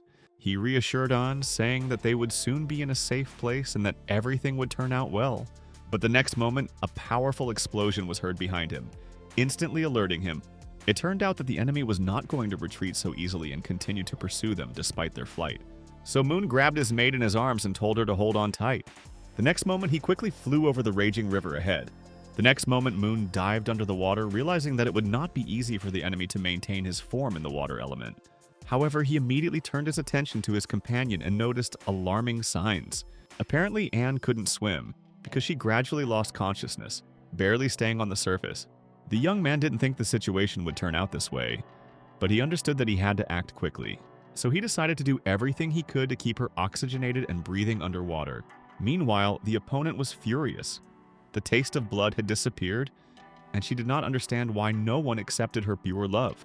But to complete the ritual, another person was needed, a sacrifice to the god of love. She would have to wait before his power became complete. Meanwhile, the boys reached the other side of the river, descending near a powerful, raging waterfall. Moon Campbell helped his friend by bandaging her wounds after the strenuous and dangerous journey across the water. Finally, the young man put a final bandage on An's leg and said that this should be enough to stop the bleeding. He added that it would be better to show the tendons to a doctor, but at least the bleeding had stopped. And An looked at him in surprise. The guy asked what was going on and didn't understand why his girlfriend was reacting so strangely to his actions. Anne admitted that she had treated him very badly by locking him in prison, and assumed that he must hate her and leave her there. In response, Moon Campbell said that he hoped she now understood her mistake, and the girl nodded, realizing her guilt for her previous meeting with Aluca, and she said that she needed to be held accountable for Aluca becoming a cultist and harming the young master. Anne hoped that her friend wouldn't blame her, because of all this, she almost ruined his life. Moon pulled her closer to him and said that she had clearly gone too far. But there was nothing wrong with love itself. He explained that it was simply the wrong way to express it. And now, the mistake needed to be corrected if his girlfriend really wanted to protect him and not hurt him. In conclusion, Moon told her not to worry anymore, because the master was alive and well, and it was better not to be so stubborn anymore. Anne looked at her friend with wide eyes, and a multitude of conflicting emotions, from excitement to anxiety, were seething in her heart. She couldn't help but think how wonderful this young gentleman was. While Moon wondered if her painful attachment would subside now, suddenly the young lady resolutely approached him, closing the distance, and a moment later she fell into his arms like lightning, and Moon managed to catch her in time, preventing her from falling. Anne whispered that he was a pure, warm, and sincere young master, the same as he had been 10 years ago, despite her previous stupidities. Then the girl resolutely stepped back and said that she had fully regained her strength and was charged with energy to fight for the sake of the young master. The next second, an accelerated, and Moon Campbell retreated in fear, but the pain from the loss of blood froze her movements. The girl collapsed to the ground, and Moon said that it was enough to be a hero, because she had already lost a lot of blood. The hero added that he would check how things were going himself, and find out where their opponent was. Moon Campbell asked him how Aluca became a cultist, and explained that the gods grant power to their chosen ones, while evil deities make contracts and demand a high price for it. Aluca's appearance and overwhelming power did not match her status as a simple follower of an evil god, indicating her exceptional status. The main source of the problem, according to Moon's thoughts, is that evil gods cast a shadow on 3 catastrophes, the core of which is capable of destroying humanity, and a demonic god is supposed to destroy the world. It suddenly dawned on him that Aluca had talked about sacrifices and the last man when she lost her temper. Moon realized that the witch who killed the villagers would most likely become a vessel for an evil deity who had incarnated in this world through rituals. There's one person missing to complete the ritual, so we need to hurry to Belrand, where there are various organizations and a temple of life. Otherwise, the destruction will not be limited to just a couple of victims. However, and noted that they could not leave because the conditions for the emergence of the God Zone had already been met, and the situation required immediate action. Suddenly, Moon had a hunch. In this wilderness besides them, there was another person, a potential victim for the evil ritual. His friend confirmed that there was indeed a person in the village who could be used to complete the ritual, and that they needed to act quickly. Aluca's husband, Rode, was turned by her into a soulless, completely weak-willed creature, and completely fit the role of the final victim. The lady was sure that at the moment of completion of the ritual, Aluca would be vulnerable because God needs to adapt to the new body. This is the only chance to win. Aluca considered Anne her teacher, and the girl understood her responsibility to her, as well as to the innocent villagers. Moon Campbell said that he would go to the site with his friend regardless of the danger. Anne believed that he didn't need to interfere because the guy had nothing to do with what was happening, and there was no point in taking risks. In response, Moon said that he should have dinner with Aluca because she really treated him kindly. It seems that the kindness was sincere then. At this difficult moment, she extended a helping hand to the guy, brought him home, fed him, and allowed him to rest. The young man stated that he was obliged to see his friend off on her final journey and would not accept any objections. Anne said that there were no resources or iron here, and her abilities would be useless. No one could guarantee the master's safety. In desperation, she threw herself into his arms, which surprised Moon a little but did not stop his determination to act. The girl burst into tears, admitted that it was her fault, and that she would never forgive herself if the young master suffered again. Moon Campbell looked around thoughtfully because he noticed some shiny object behind him. There was no doubt there were coins on the ground, and the young man called his friend to look at them too. After that, I activated the light skill in order to better examine the area. The guy confidently said that it seemed that there were no hopeless situations, and took the glowing ball in his hands. He now understood why there were knife marks on the rocks at the entrance to the cave.